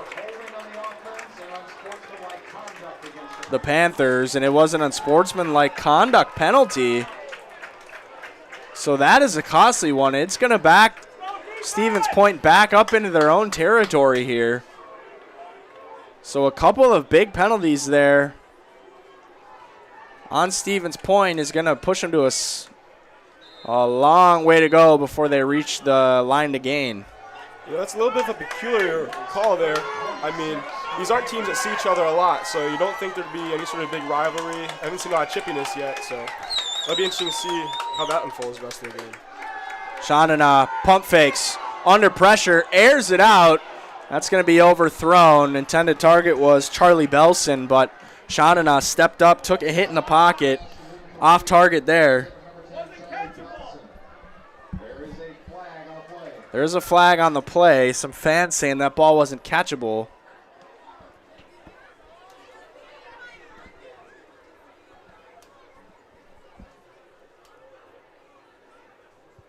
Penalty is going to be on the defense. Referee's mic is not working right now. But it is going to be a holding call on Eau Claire North. So just like that, after a huge, costly, unsportsmanlike conduct penalty for Stevens Point, they get some yards back on a holding call by the Huskies. So sloppy start to the second half here for both sides. looking to clean it up. It's 2nd and 16 now. Ball's on the 46 for the Panthers. Matthews in motion. Miller in motion now. On the wheel route up the seam. Shonina looks back against the grain, but overthrows his man. That was the tight end, Chris Elzener, that he was going for there. First target for him in this contest. He might have gotten a little lucky that was an overthrow there, because Michael Frison was lurking. He looked like he was in position if that was a non-target throw to maybe make an interception or at least break it up.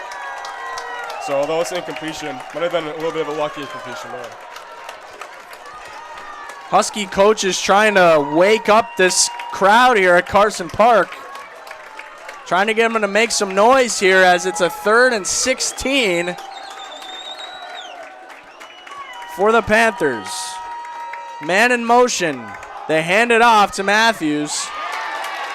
And nowhere to go for Johnny Matthews there. This is no man's land territory, though, as I say every time I'm on the call for the Panthers, but there is a player down. And players are immediately calling for a trainer here to help out the injured Huskies. So with that, we're going to take a quick break. You're watching high school football on Zaleski Sports.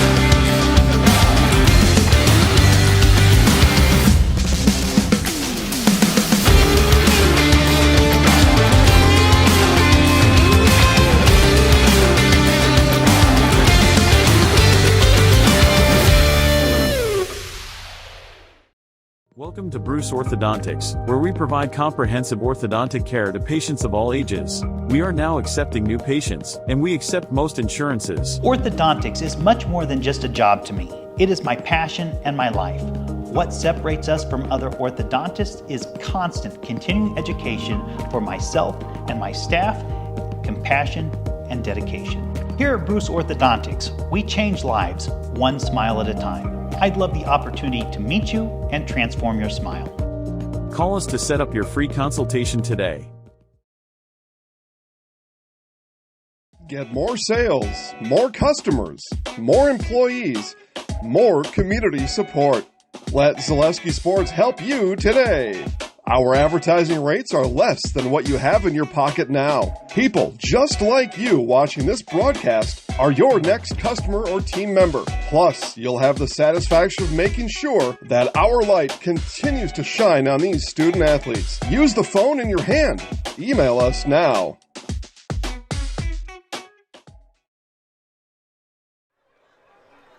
We are back here at Carson Park. Stevens Point with a 14-7 lead. Significant injury here for the Huskies. Michael Frison being helped off the field. He's playing linebacker on defense, and he's hopping on one leg, unable to put any weight on that left leg. He's hopping to the sideline. He was down and in some pain, so that's a significant injury for not only the defensive side of the ball, but the offensive side of the ball, where he has been a workhorse out of the backfield. Hopefully he's okay. It's a 4th and 14 now for Stevens Point. This Husky crowd gets riled up. Shonina rolls out, throws it deep, post route for Cole Miller, and that is a touchdown.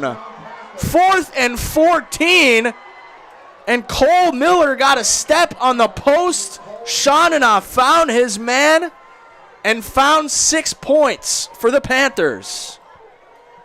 We talked about it before. Who's going to be the first team that was going to be forced to be aggressive? And North forced them into a long 4th down. And SPASH tried to be aggressive, and they converted very well there. Second touchdown pass of the night for Grant Shonina. That's a 42-yard strike as Connor Scarston kicks it up and through. What a play and what a turn of events here for Stevens Point. 21-7. Panthers in control by 2 scores. You're watching high school football on Zaleski Sports.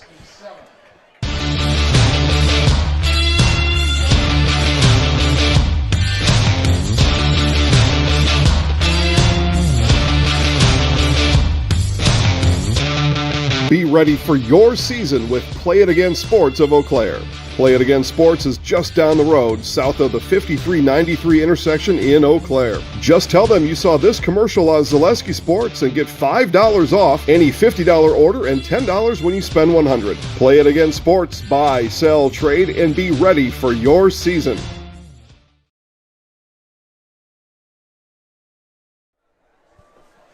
Welcome back to Carson Park. One heck of a throw there from Grant Chaudenat to Cole Miller. That puts SPASH ahead 21-7 with just under 9 minutes left in the third quarter here at Carson Park. On a 4th and 14, SPASH goes for the home run play. They were in no man's land on the field at the 42-yard line. Too short to punt, too long to kick. Not too far for Grant Chaudenat to throw a touchdown there. We'll see how the Huskies answer as Ty Schaff taken down about the 23-yard line on that return. But, man, what a play from Chaudenat. Third touchdown total of the night. Second passing touchdown, proving why he was an all-conference first-team player last year and proving why he's one of the top quarterbacks in the state.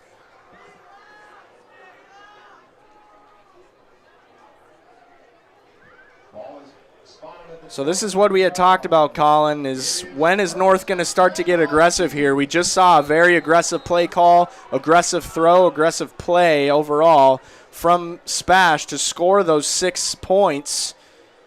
Expect to see McCracken to air it out a little bit, but for now he's going to take it himself on the run. But we have to be thinking that North is going to start to throw the ball downfield a little bit here. Certainly. They're going to want to get their playmakers involved. Start getting the ball to Shipman more. Hit Aaron Solberg outside and just try to get back in this game. That's got to be what they're focused on right now. Yeah, it's been a quiet night for Aaron Solberg. Just one catch. No catches for Ben Metler as well.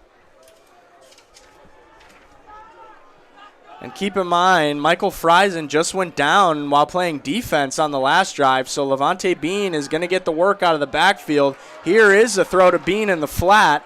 Able to break a tackle, gets taken down from behind, but that is good enough for a first down. So that was a creative play call that we saw there from the Huskies. Misdirection and a lot of motion, getting guys moving around. Huskies offense needs to start flying around the field here.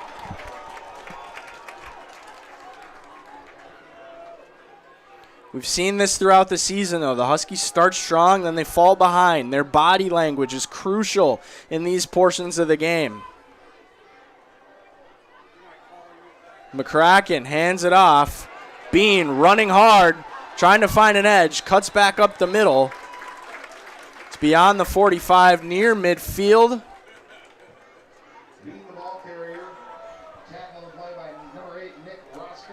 You know what I'm noticing? I don't see Kenton Mondo over there at left tackle. I see him on the sideline. So I wonder if that's another potential injury for Eau Claire North on offense. Good observation there. Kenton Mondo, one of the best linemen in the area, getting offers from places like Iowa State on the sideline right now.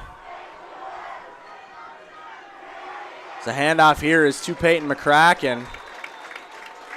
We saw Ethan Knutson, the center, come off earlier as well. Late flag here again. Ethan Knutson is back out there, by the way. Peyton McCracken, the ball carrier. Tackle by number 9, Calvin Roth. There's a flag on the play.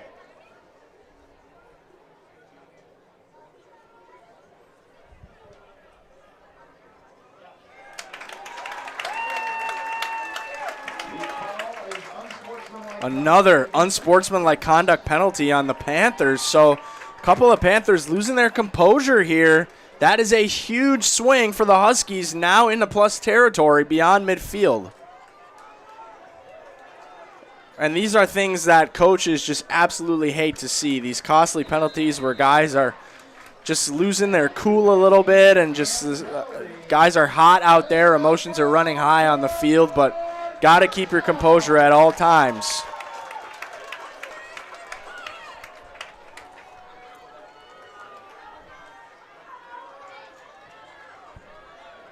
So the left tackle out there, it looks like Caden Harrison has moved to left tackle as a pass is over to Shipman, incomplete. It looks like Caden Harrison has moved over to left tackle. And they have moved Zane Nearing, a sophomore, over to the left guard position. So some shifting on that offensive line for the Huskies. Missing Kenton Mondo. Nice to see Rashawn Putnick got back out there. He was hurt earlier in the season as well. Clay Lazinski, the right guard. He's the captain on that O-line, holding it down. But you have to think that's going to play a role in what's happened here. Injuries on the offensive line and an injury in the backfield. The run game may take a bit of a dip here, and clearly we see that on that play.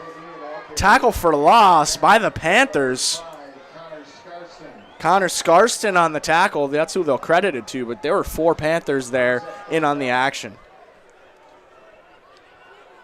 Not the time for the run game to go down and be injured if you're the Huskies offense. The injuries on the O-line, the injury to Friesen will certainly not help them. And as we're looking down on the sideline here, Michael Friesen, pads are off and ice on his left leg on crutches, so he certainly will not be coming back into this game. So it's going to be Levante Bean's ball out of the backfield for the rest of this one for North.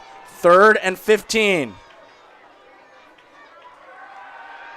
Deep throw here from McCracken. Airs it out, and that pass is caught.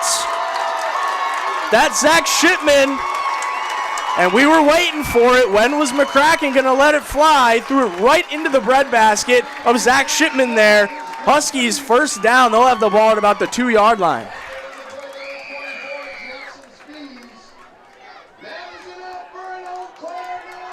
We have not seen much of that all season long from Peyton McCracken, but Matt McGinnis putting trust in his quarterback there to make a big play, and it paid off. Huskies are in scoring position here.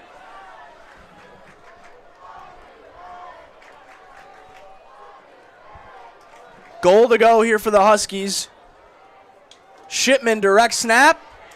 Shipman looks like he might be just short. On the 1-yard line for Zach Shipman. That's their go-to play in the red zone.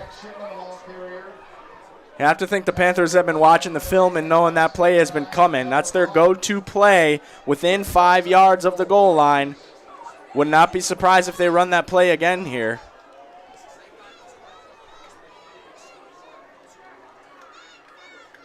Shipman under center now. QB draw.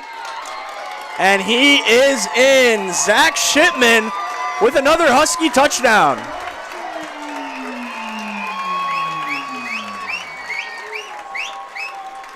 Zach Shipman, the MVP of that drive. The huge throw and catch down in within the 3-yard line. And then Zach Shipman gets the call again. He'll punch it in himself from the 1-yard line. Huskies now trail 13-21. As Aaron Solberg, they're doing the open gate formation. Solberg is going to come up and kick this extra point. Aaron Solberg on to attempt the extra point. It looked like we had 12 players on the field there, but Matt McGinnis called a timeout just in time to avoid the penalty. And that's good awareness there by Matt McGinnis. Not a penalty you want to waste in that situation, though. Yep, absolutely. That timeout could come back to bite them, especially if they continue to trail in this game. A little bit of miscommunication on special teams there. While they take the timeout, we are going to have a quick word from Dahlman Insurance. To cover your church, call the Dahlman Insurance Agency for a coverage analysis. Dahlman Insurance covers churches in Wisconsin with Hastings Insurance Company. Online at dahlmaninsurance.com. Dahlman Insurance, come for the rates, stay for the service. And Mutual of Wausau. Mutual of Wausau Insurance, protecting homes, farms, and businesses since 1875. Visit mutualofwausau.com to find an agent near you. Brilliant strike from McCracken to Zach Shipman there. Probably his best throw of the season, I would have to say. And a great catch, too. Contested grab by Shipman, able to reel it in and pull it into the chest. And the kick is up for Aaron Solberg, and that one goes through. So it is now 21-14. Huskies cut the deficit. It's down to a 1-score game. Once again, you're watching high school football on Zaleski Sports. Paul, what we're looking for today first is that basic shopper, the one that's going to go for fruit that's in season right now, because those are the easy picks, the raspberry, the strawberry, the blueberry. But the experts, the one who are going to get the job done today and shine bright on a day like today, those are the ones shopping for the mangoes.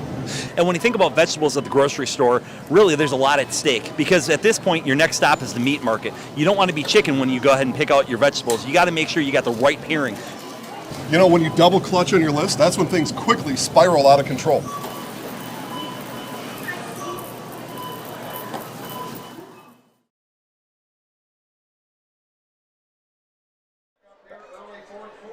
Back here at Carson Park on Zaleski Sports, Eau Claire North has cut the deficit after a huge drive that was highlighted by a throw from Peyton McCracken to Zach Shipman, an air ball down to the 3-yard line, and Shipman punches it in on a direct snap to himself. Zach Shipman with 2 touchdowns in this game, 1 on a throw, 1 on a run.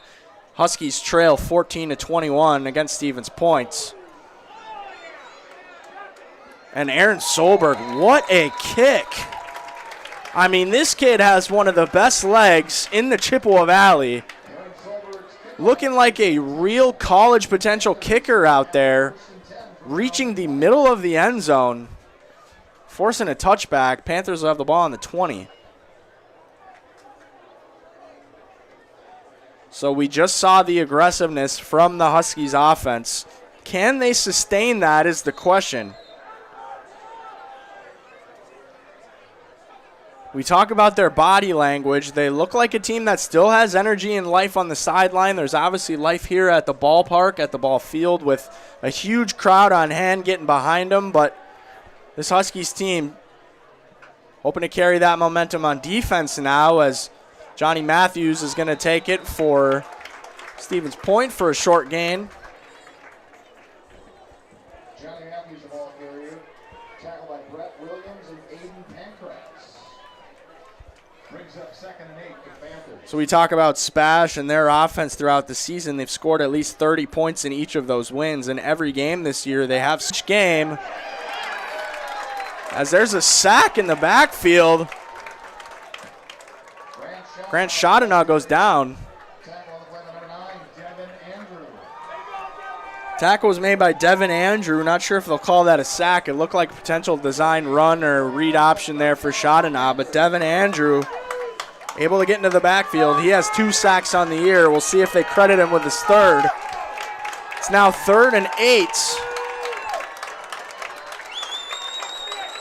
As this crowd is starting to feel like they have momentum here for the boys in blue. Schottenau hands it out to Matthews. Big hole up the middle. Runs into his own guy, but he is past the line to gain. And then some. Huge hole up the middle for Johnny Matthews. He would have been, if he didn't run into the back of his own teammate there, he might have had a house call. That was a strong run for Matthews. So it's 1st and 10 now. Ball's on the 36. About 3 minutes to go in the 3rd quarter.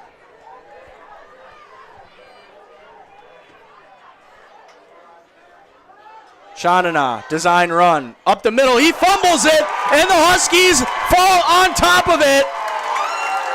That's Noah Pennegar. Huskies have the football.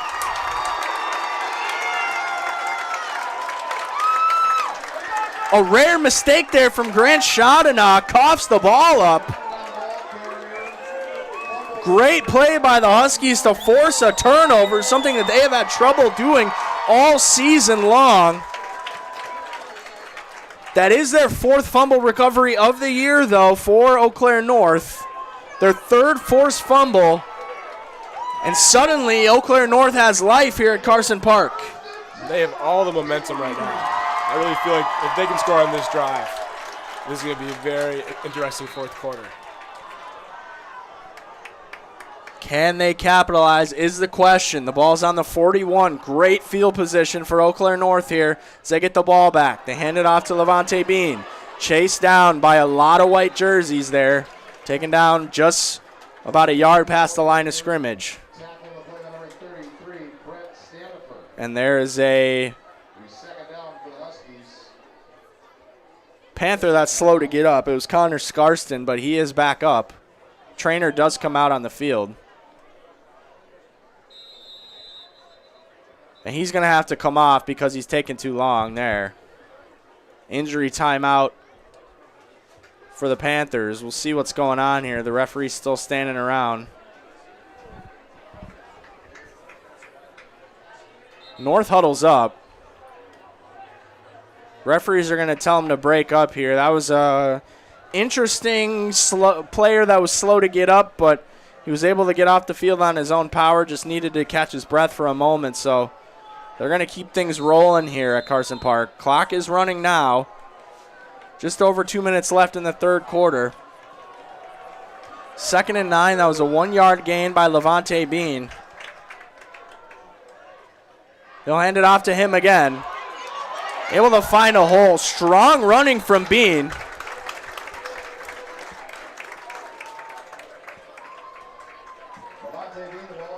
It's now 3rd and 4. Big 3rd down for the Huskies if they want to get some points off turnovers here. They're in a part of the field where they're going to have to make a decision if it comes to 4th down here.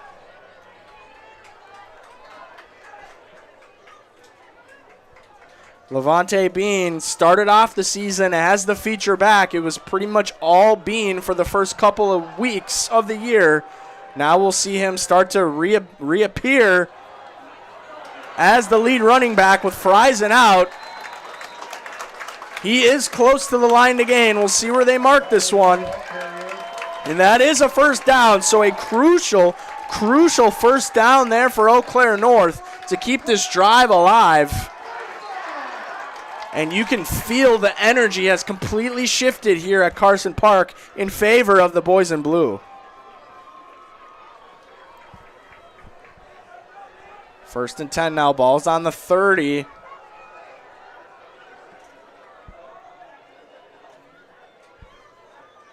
Fake handoff. McCracken going to throw it into the flat for Zach Shipman. He's beyond the 1st down marker. There is a flag, though. Couple of flags.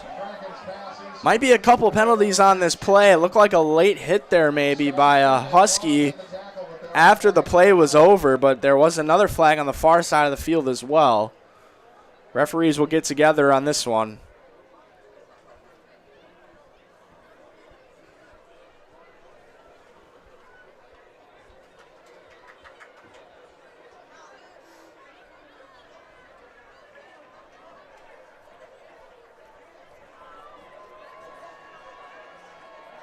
So they are going to call it on the Huskies.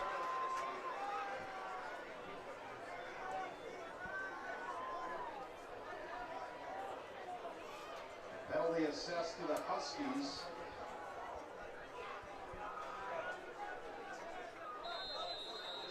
The Huskies are only going to back up a couple of yards here. It'll be 1st and 12 for the Huskies.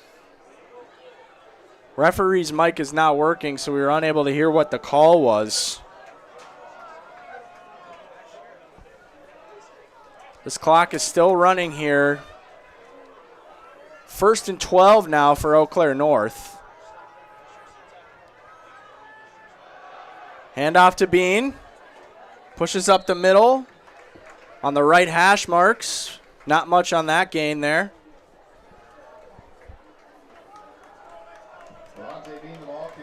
And we'll see if the Huskies are able to get another play in this quarter. They're taking their time per usual.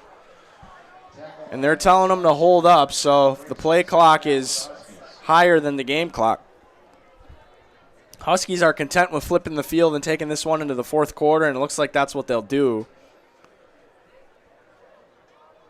Quiet here at Carson Park now as we await what the Huskies will do, but completely the momentum has shifted in their favor as the field will flip.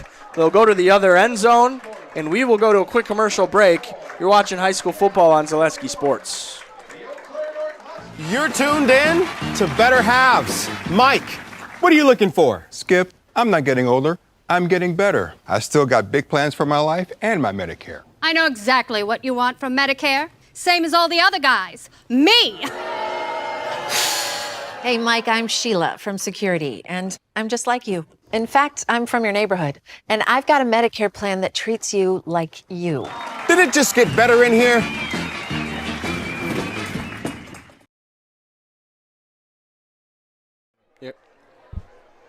We are back here at Carson Park.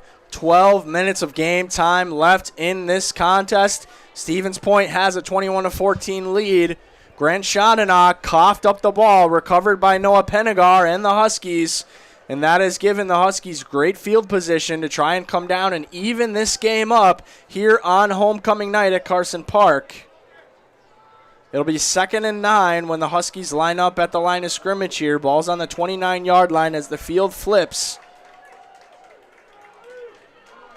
towards the scoreboard side of the ball field. Huskies still with 2 timeouts. Spash with 3. McCracken, high snap. Design run for him, but he's taken down in the backfield. Strong tackle there by Brett Standifer for Stevens Point. It's going to be 3rd and 11 now. So what will Matt McGinnis do here? We saw aggressive play calls on the last drive. Will they stick to their strong suit and run the ball here, or will we see him try to take a shot to the sticks and get a first down?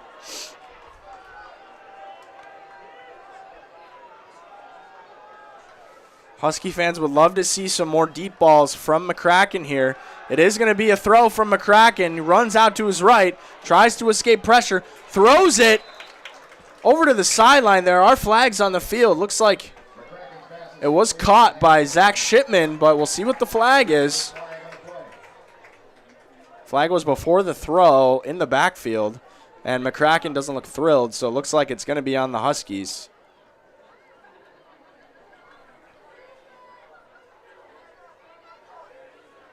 And it is a hold on the offense, so that is going to back up the Huskies on a great throw and catch. We've seen a couple of those tonight from Zach Shipman, toe-tapping grabs right on the sideline, but costly penalty there. We've talked about it throughout the last several weeks with the Huskies. Penalties in plus territory have been costly for them, and here's another one that comes in a crucial moment of the game where they have a chance to tie this one up.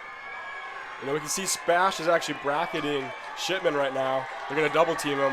Try not to let McCracken get him the ball. They did it in the last play. It didn't matter, but obviously this down is going to be more important.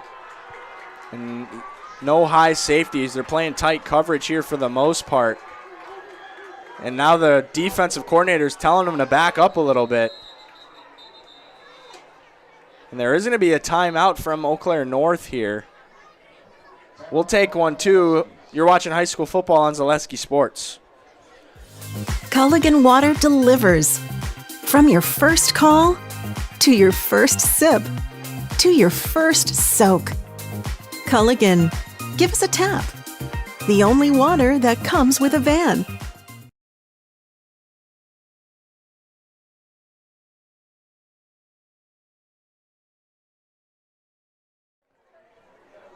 Back here at Carson Park, timeout taken by the Huskies on 3rd and 21. As we mentioned, Panthers starting to show 2 men on Zach Shipman. Those will leave some one-on-one matchups up top, though, with Aaron Solberg, who we know is a capable receiver. He's made a lot of big plays throughout the season. Ben Metler, the other wide receiver, out wide.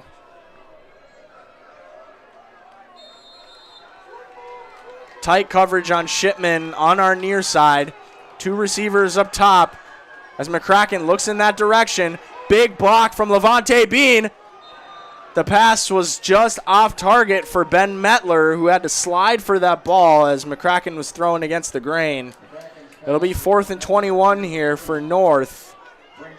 McCracken kind of hobbling as he's coming off the field here for the Huskies as well. But he's played tough all season and battled through some bumps and bruises. And we're going to see a punt here, it looks like, from the Huskies. Tough call when you're within that 40 to 45-yard line range of what to do, but Huskies feel like pinning them deep and putting trust in their defense here is the right move. McCracken boots it up towards the coffin corner. It's caught and returned by Johnny Anani-Eddies, and he's finding space, cuts up the middle. What a return there.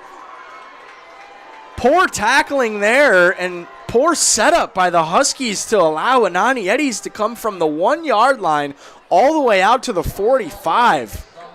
Matt McGinnis not thrilled with that one, showing his frustration on the sideline. It was a great punt by Solberg, but the one downside of that being such a long punt was to give the returner a lot of room to work with, and he just found the open grass and got upfield very quickly there.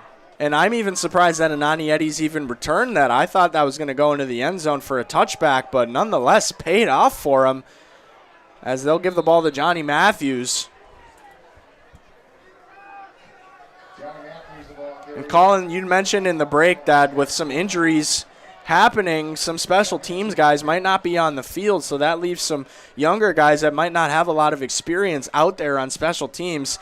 And, that could have been costly there with that penalty that they had 12 men on the field. Excuse me, it wasn't a penalty. They had to call a timeout to avoid the penalty, but you have to think that played a part there as Johnny Matthews punches his way over the line to gain for a first down.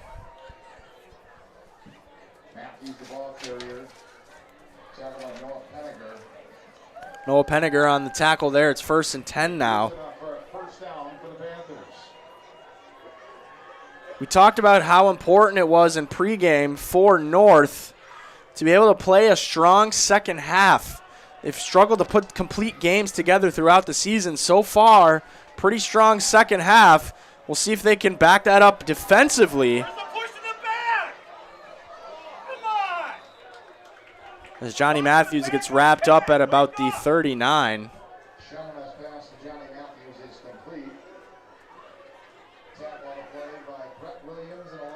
Ball's now to the 37-yard line.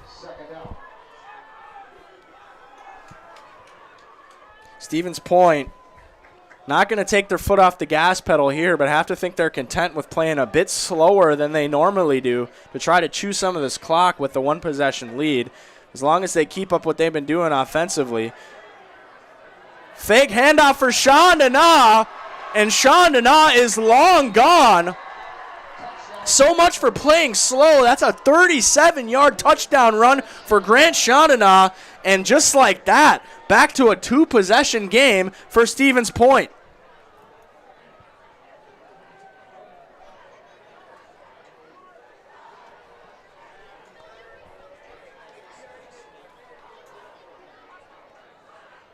Grant Chandana is something else. 37-yard touchdown run to silence the Husky crowd. Bad hold there. Didn't get up for Connor Scarston, so that extra point is no good. It's going to remain 27-14 after a huge run by the quarterback and a touchdown for Stevens Point. 27-14 SPASH. You're watching high school football on Zaleski Sports.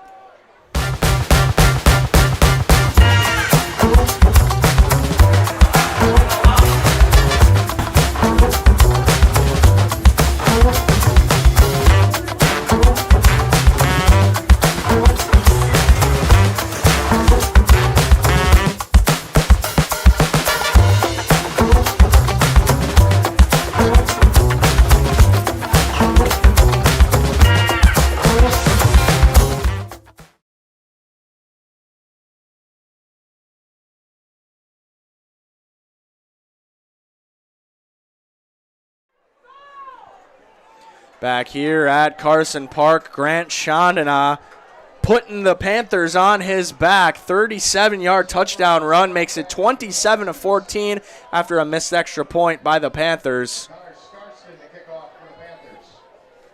Great field position set up by a kick return by Johnny Anani Eddies for the Panthers after a punt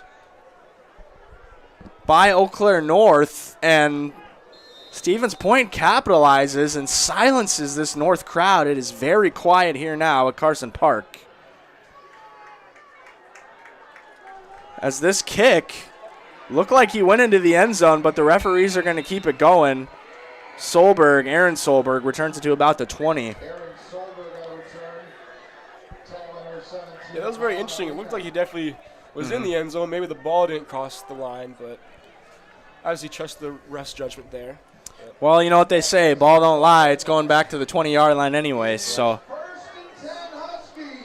So we mentioned we've seen the Huskies in this type of situation before. Backs against the wall. How do they respond to adversity in this game?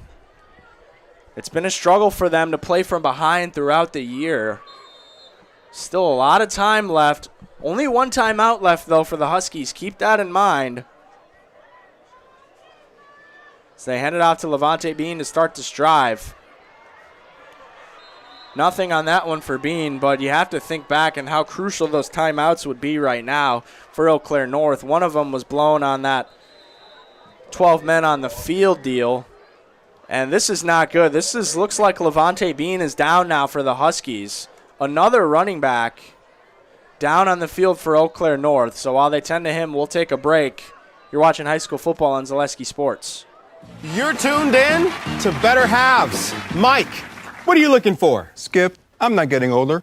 I'm getting better. I still got big plans for my life and my Medicare. I know exactly what you want from Medicare. Same as all the other guys. Me! Hey, Mike, I'm Sheila from Security, and I'm just like you. In fact, I'm from your neighborhood, and I've got a Medicare plan that treats you like you. Did it just get better in here?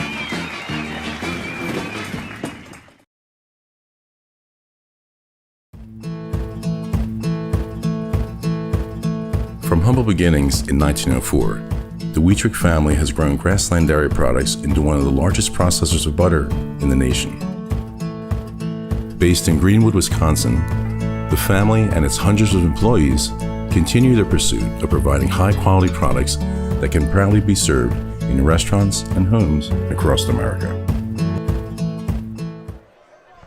All right, we're back here at Carson Park. Levante Bean, the second running back to go down tonight for Eau Claire North.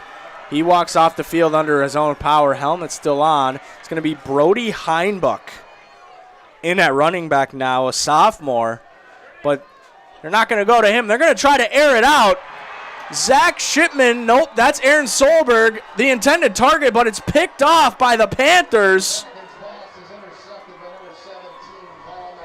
A jump ball, but it's Kyle Madlena on the throw, intercepts it for Stevens points, and this is a huge turn of events again in this game. The momentum has shifted back and forth, back and forth. That ball just underthrown a little bit for Aaron Solberg. Kyle Madlena comes up with the interception. It's Panthers ball once again. And this is kind of what we've been talking about all game, is who's going to be forced to be aggressive. SPASH was forced to be aggressive, and they were able to get a touchdown of it. North was forced to be aggressive, and they ended up making a mistake. And that's just kind of the way these games go when you have teams that play conservative. You know, they're not used to throwing the ball down the field a lot, so when they do, it's going to be a lot riskier. And we saw the negative side of that coin on that play. That is the 7th interception of the season for this Panthers defense. And it comes at a very, very important time in this game. Now with 2 possessions. Still getting aggressive, though. This Panthers team not taking their foot off the gas here. They want to put this one away and bury the Huskies here. A huge first down throw there. That one was to Johnny Anani Eddies. Grant Chandana has done everything tonight. Play action, running the ball himself, throwing it deep. A complete quarterback at the high school level. It's been a joy to watch him tonight.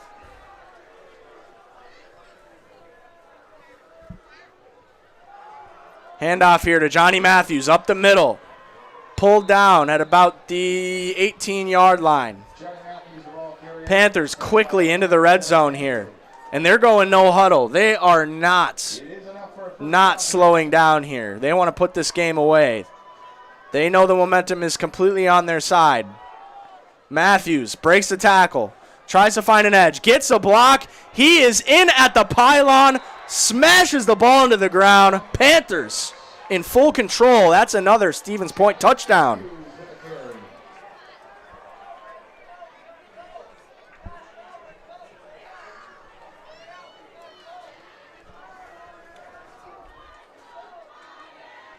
It's fascinating how quickly the pendulum can swing in these types of games. In the third quarter, it felt like it was all Eau Claire North. They were coming back. The crowd was into it. The team was hyped up on the sideline. Just like that, Now SPASH is up 33-14 on the road at Carson Park on homecoming night, a night where the Huskies had hoped to come in and send off their home crowd with one more victory at Carson Park. But Stevens Point has come over here and made a statement. And it looks like there's going to be a flag here as it's a delay of game call on Stevens Point as they were looking to go for 2 there.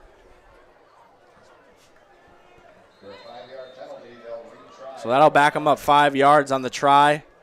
Offense will stay out there. Looks like they're going to try to go for 2 after that missed extra point on the last touchdown.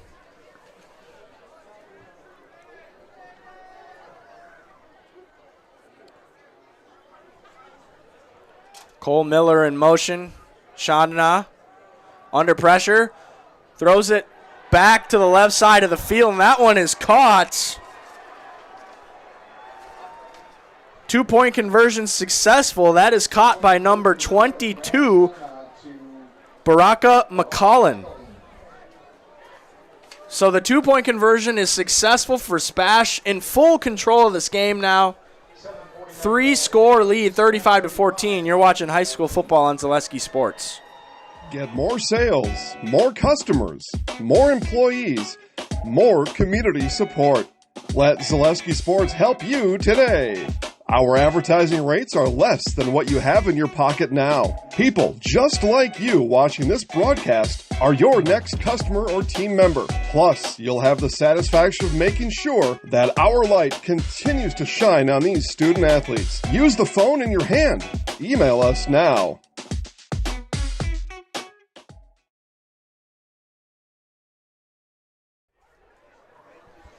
Back here at Carson Park, the momentum has been completely drained out of this place. If you're a Husky fan, it's now 35-14, 7:49 to go in the contest here at Carson Park on homecoming night. Stevens Points. What a momentum shift. The pendulum has completely swung in their direction. Grant Chandana, 37-yard touchdown run. Then Peyton McCracken throws an interception. Johnny Matthews rushes in for an 18-yard touchdown run. 2-point conversion makes it 35-14. Stevens Point.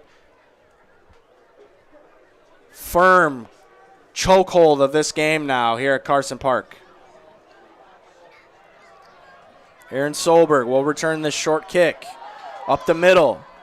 Solid return from Solberg beyond the 25, taken down about the 27. Quick word from Security Financial Bank. Security Financial Bank, SFB. Whether you are starting a business, buying your first home, or saving for college, SFB are the bankers who believe in you. Learn more today at sfbank.com. Member FDIC. It'll be 1st and 10 Huskies. This has been a common theme for Eau Claire North's team throughout the season. It seems like they have a lot of juice when they come out of the locker room at the opening kickoff. But for whatever reason, this team has struggled to put it together in the second half of these games, and that has proven costly. They've let games get out of hand, and it's both sides of the ball that are to blame as Levante Bean runs up the middle here. But it's really a full team issue here. It just seems like both sides of the ball have fallen flat throughout the season in the second half, and a lot of these games, just when you think North might have a chance to get back into them, something happens, and then the momentum starts to completely flip in the other direction, and then it's just like a snowball rolling down a mountain. Turns into a boulder, and it becomes an avalanche. And it all comes crashing down for Eau Claire North. 2nd and 4 now. Peyton McCracken under pressure. He's going to throw it away.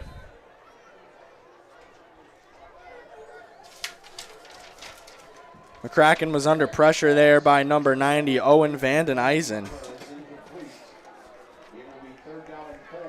So now it's already 3rd down.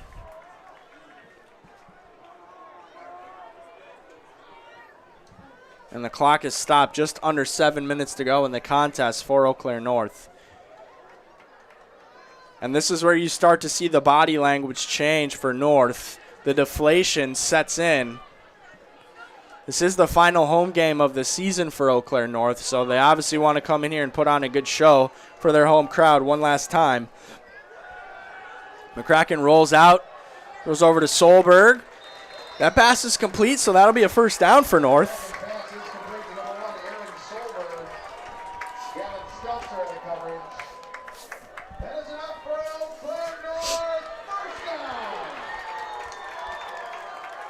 It's good to see Levante Bean back out there as well. Came off injured on the last drive. One play before the interception, but he is back out there.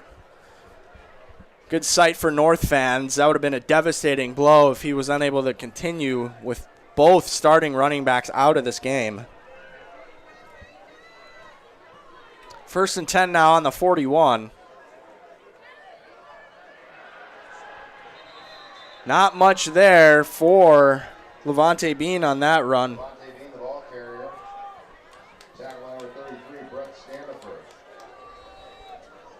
Another tackle by Brett Standifer there for Stevens Point. Been impressed by this Stevens Point defense, how they've been able to get into the backfield tonight. Especially with tackles for loss. Seems like whenever a tackle is made for Stevens Point, there's always 2 or 3 white jerseys right there. Watching the ball like a hawk. 2nd and 10 now. Passes over to Zach Shipman. Tries to fight through. Looked like there might have been a hole or a face mask or something there. Fans are not happy here just below us in the stands. Shipman nonetheless holds on to the ball. It's going to be 3rd down. 45-yard line now. Yeah, I think the fans were mentioning that there was a pretty big late hit in McCracken there, and you can kind of see him wincing in pain there. He did take a pretty big shot to the midsection. Definitely understand their point. Want to protect the quarterback, especially in this type of game. Yeah, it does look like McCracken shaking out his throwing arm there. McCracken has gotten banged up throughout the season. He does not look right. They're probably going to hand this ball off, I would have to guess, with the arm that's laboring right now. Nope, they're going to throw it. See what McCracken's arm looks like, and he's going to throw it into the dirt. And that's going to bring up 4th down for the Huskies. So not much left for the Huskies right now on homecoming night. Stevens Point, with this win, they will become playoff eligible. They would be 4-1 if this result holds. With only 2 games left to go in the regular season, remember you have to have a 500 conference record to be playoff eligible in the WIAA per their rules. So that would mean that their worst possible record in conference would be 4-3. So at that, it would guarantee Stevens Point a playoff berth. Eau Claire North still fighting for a potential playoff spot. They're going to have to win out. Next game is at Marshfield next week on Friday, and then they'll finish at Wisconsin Rapids. So a couple of winnable games for North, but they're going to have to win both of them to guarantee a spot in the playoffs. As the hold there on the punt was fumbled by Solberg, he's able to pick it up and get it over to the 30.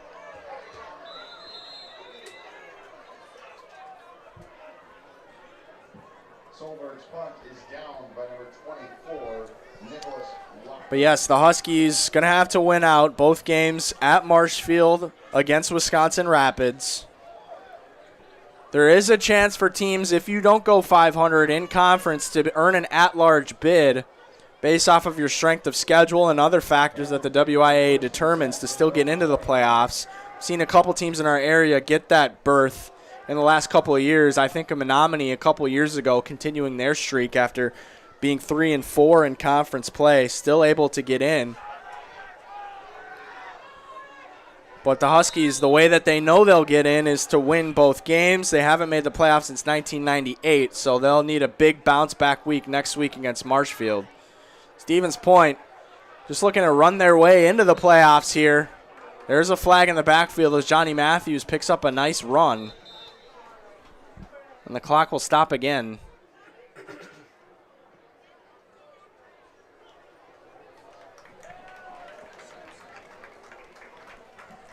Johnny Matthews So they're going to call it a hold on the Panthers, so that'll back them up and negate the run. Been impressed by the Stevens Point squad. Colin, how have you felt about what you've seen out of Stevens Point tonight? Impressed? Yes, very impressed. I've been impressed with their physicality. I mean, like when they're hitting guys, they're getting 4 guys on them. They're hitting the ground hard. They're blocking hard. They're playing through the whistle. There's been a few times where I think they might have played a little bit after the whistle. But, you know, that's also just part of setting the tone. You know, sometimes coaches want to see you take those penalties if you set that tone and set the physicality, you know. So, yeah, that's what I'm impressed most by this team so far. Matthews up the middle here. Short gain there. It was 1st and 20 on that play. And, yeah, sometimes it's all about sending a message, right? I mean, football is all about physicality. So don't necessarily want to use the word violence, but we know it's a violent game. There's a lot of hard hits, and sending a message like that to your opponent will sometimes rattle their cage a little bit. That's what the Panthers have been able to do tonight. This is a Panthers team that has struggled on the road this year as well. They're 3-0 at home, 1-2 on the road, so nice way for them to get a win away from their home turf in a crucial time where they're in a battle for that conference title with DC Everest. Strong run up the middle here. That's Johnny Matthews, and that's a first down for Stevens Point as we are now under 4 minutes to go here Johnny Matthews, the ball carrier. in the game. Tackled by number 9, Devin Andrew. Devin Andrew on the tackle there. Set up for a first down for the Panthers.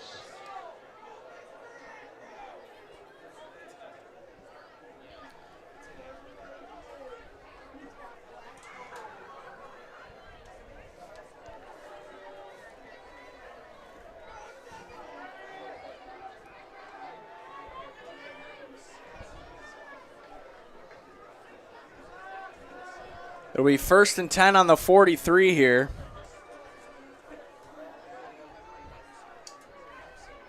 Hand off, Matthews. Huskies bring him down.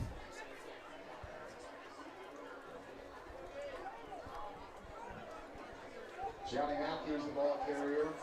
It's going to be a big one next week for Stevens Point at DC Everest, and then they'll finish their season versus Marshfield at home on home turf on October 18th. Right now, in Chippewa Falls, DC Everest trails 29-35 with 10 minutes to go in the game against the Cardinals team that has really impressed throughout the season, in line to be one of the top teams in the BRC when it's all said and done and potentially make a deep playoff run. If that result holds, and this result looks to hold here, Stevens Point will come out with a win. Both teams will be tied with a matchup next week to determine who takes the lead in the conference. And that could ultimately be the deciding factor on who takes the Wisconsin Valley Conference title. DC Everest 4-0 in the conference already. They're heading to the playoffs. DC Everest, we remember, beat Eau Claire North last week 48-20. So that'll be a big one. Stevens Point poised to make a deep run again this season. They're looking like a team that can do just that if they put all the pieces together.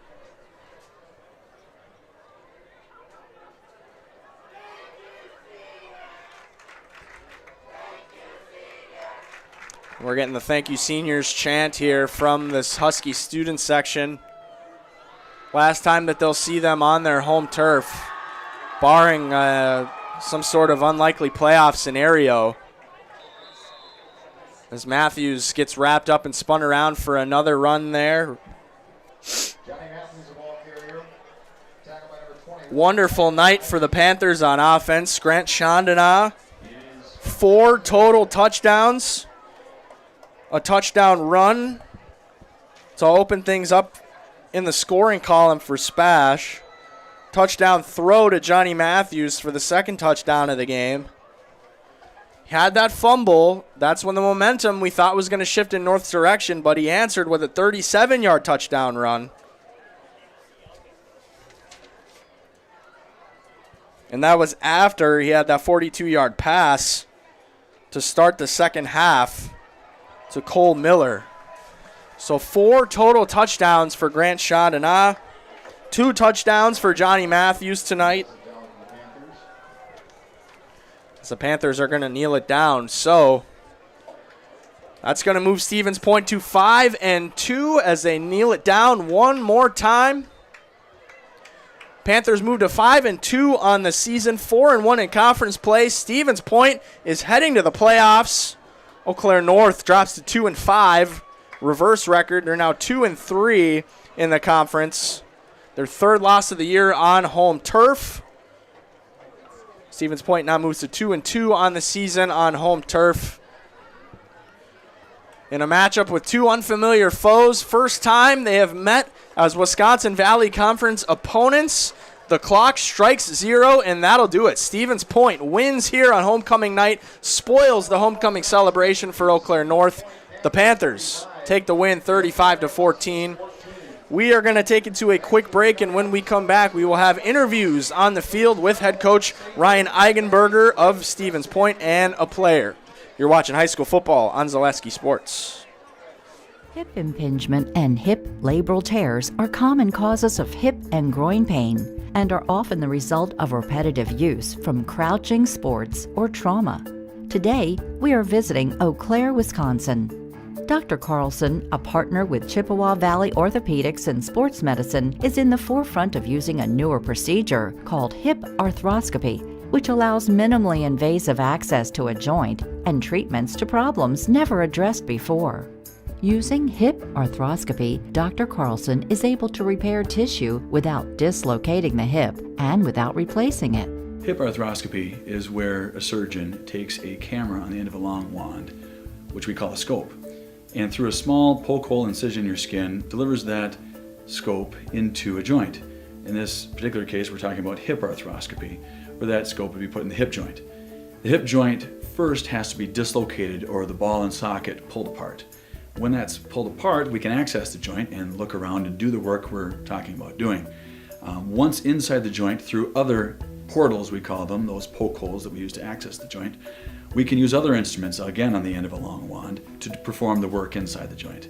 Things like repairing the cartilage rim of the socket, called the labrum, fixing cartilage defects or problems on the head of the ball or the lining of the socket, repairing tissue around the hip, such as ligaments or capsule, repairing tendons that attach to the hip, or releasing them if need be, depending on the particular problem. Dr. Carlson's goal is to eliminate the segment of untreated patients or patients with delayed treatment who have curable hip pathology, educating potential patients and their providers that these symptoms are not things they need to live with, or that they are not from their back or groin pulls or early arthritis. Few orthopedic surgeons are operating on hips through a scope because it is a newer and technically difficult surgery. Therefore, certain diagnoses may be missed by physicians not familiar with these newer treatment options. Patients I see with hip joint pain that can be fixed and not just replaced can range from their mid-teens or younger teens to 50, 60 years old. In the past, patients who had labral tears in their hip were told that they may have some pre-arthritis or an early arthritic problem. They may be told that they were just prone to frequent groin pulls in the sport of their choice. And taking some time away from their sport, they may sometimes be able to return to the sport with just continued pain. And fortunately now, with our knowledge of the concept of labral tears and our ability to treat that problem, we can take people who are otherwise just waiting 20 years to undergo a hip replacement, or just feeling that they can't ever participate in that activity because they'll just keep getting groin pulls. We can take that person, we can make them better, we can fix their problem, we can bring them back to their sport, and allow them to continue to develop as an athlete or as a worker or whatever particular activity they're trying to do where that hip is affecting them. Chippewa Valley Orthopedics and Sports Medicine has been committed to the healthcare needs of patients in western Wisconsin for over 45 years. Their success and reputation as an outstanding orthopedic clinic can be attributed to the teamwork of their friendly, knowledgeable physicians and staff. Here at Chippewa Valley Orthopedics and Sports Medicine, we have 12 partners, orthopedics, neurosurgery, non-operative spine, and foot and ankle.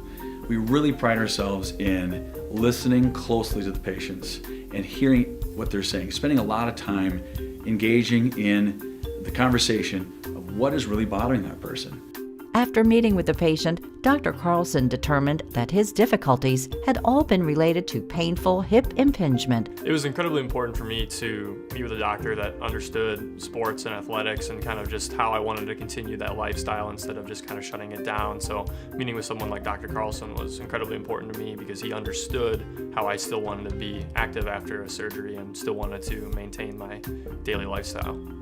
While visiting with Dr. Carlson, we learned that he grew up skiing and continues to ski competitively across the country and also enjoys hunting, fishing, and hiking. He is passionate that his patients' goals are his goals. Whether it is getting them back to playing with their kids, working aggressively, or competing in sports, his patients are more active and enjoy their lives. When I see those people so happy with themselves, so happy with their decision to have this fixed or to go through this process, as scary as it sometimes is, if you don't know what's on the other side, it's so satisfying for me.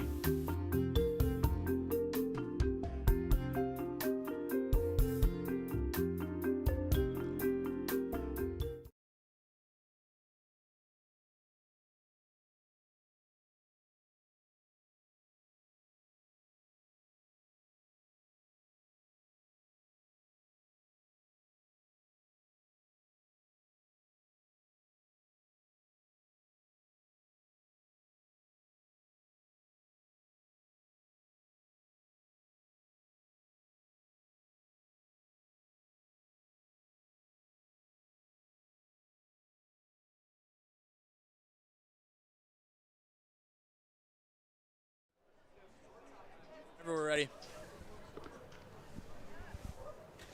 All right, down here on the field with head coach of Stevens Point, Ryan Eigenberger. That's how you say it, correct? Coach, talk about the performance tonight. It looked like momentum was starting to flip in the direction of North, but really shut them down there in that second half. Talk about what went into that, what you saw that was successful. Well, I think, we try to have a little bit of like a character focus each week, and this week is on consistency, and I think just being consistent for our guys and our players doing that out on the field is really what prevails when a team is kind of starting to gain a little bit of momentum. You can't overreact to it. You want to make adjustments when you have to, and I think we did a good job of doing that, especially defensively. And then, just stay consistent in what you're trying to do, what we believe in. We believe in being physical up front, and we were giving up a little too much room in the run game defensively early, and then we made adjustments. We did a great job with it, and we were able to play physical up front on the offensive side. What was the prep like this week for an opponent that's new to the conference, somebody that you're not super familiar with? And, how do you think that played into the success you had tonight?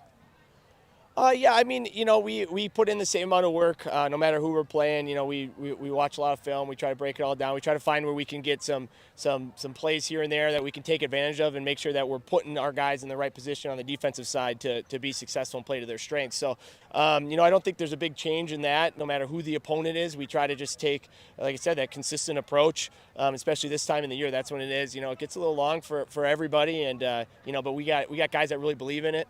It's good. It's good to have that kind of system that we do to break everything down and study for teams. You mentioned your team in the debrief. Huge game coming up. This is one that you guys have had circled, right? How much confidence do you feel going into next week in a game that can ultimately decide who comes out on top of the conference? Well, yeah, it just is the same. It's the same confidence going in that you would ever have. But it's going to be a great game. That's all we talk about, and that's all we want. That's all you can ask for tonight. There's nothing better. These moments, and you don't for the last 2 years to have the opportunity to play for a conference title, and still have another opponent week 9. So we got 2 tough games left for sure, but we've been fortunate enough to be in the race the last 2 years, and we know how difficult it is to be in that position, and our guys really believe in that, and they're ready to play. So that's why we're confident, but we know it's going to be a battle. All right, thank you so much, Coach. Absolutely. Appreciate it. Thank you. All right, we'll bring in the quarterback, Grant Chandana. 4 total touchdowns for you tonight, sir. Talk about your individual play tonight, and I know the team is such a big part of it, but what's been the key to your individual success this year? Well, it's just my coaches setting me up for success. Their game plan is was a lot of spreading the ball, but also getting the ball in my hands. But all props goes to my linemen, my perimeter players who make the blocks, make the catches. Couldn't do anything without them. Talk about the balance you guys have offensively. I mean, you're making plays. You make plays with your legs. You're able to make a deep throw when need be. I mean, how much balance does this offense have, and what's clicking right now for you guys? Oh, it's great that we have balance. So we can attack any spot that they give up. So coach really puts in the time to make sure we're really balanced so that we can just throw it all around the yard or run it all around the yard. So we mentioned the huge game coming up next week. DC Everest could be ultimately the decider for the conference. How are you feeling going into that one? I know you're going to debrief on this one, but I mean, team's got to be feeling good heading into a big game next week. Oh, it's a big game. It was a big game last year. It's going to be another one this year. They got a great program. Just going to have to continue doing what we're doing and putting the work in every day. Okay. Do you know the Zaleski sports tradition for players after the game? Okay. You want to do it? Sure. Go ahead. I'm Grant Shonana, and I'm in the house. All right, thank you, sir. Well, congrats on a nice win. Good luck next week. All right, well, that is going to do it from here at Carson Park. This is our final game here at Carson Park for Zaleski Sports this season. It's been an absolute blast getting to share the games and call them for all of you that have been tuning in on Zaleski Sports on YouTube. Eau Claire North falls to Stevens Point, 35-14. The Pointers are heading to the playoffs, but they have a big game next week against DC Everest. Meanwhile, Eau Claire North, 2 games left, both on the road at Marshfield and at Wisconsin Rapids. They'll look to try and punch their way into the playoffs for the first time since 1998. For Colin McLowry and our cameraman Dominic up in the booth, my name is Evan Hong. Thank you so much for watching us on Zaleski Sports this year, and have a great weekend. This post-game show was brought to you by Chippewa Valley Orthopedic. Rely on the experience of our sports medicine team when you experience any sports-related injury or issue.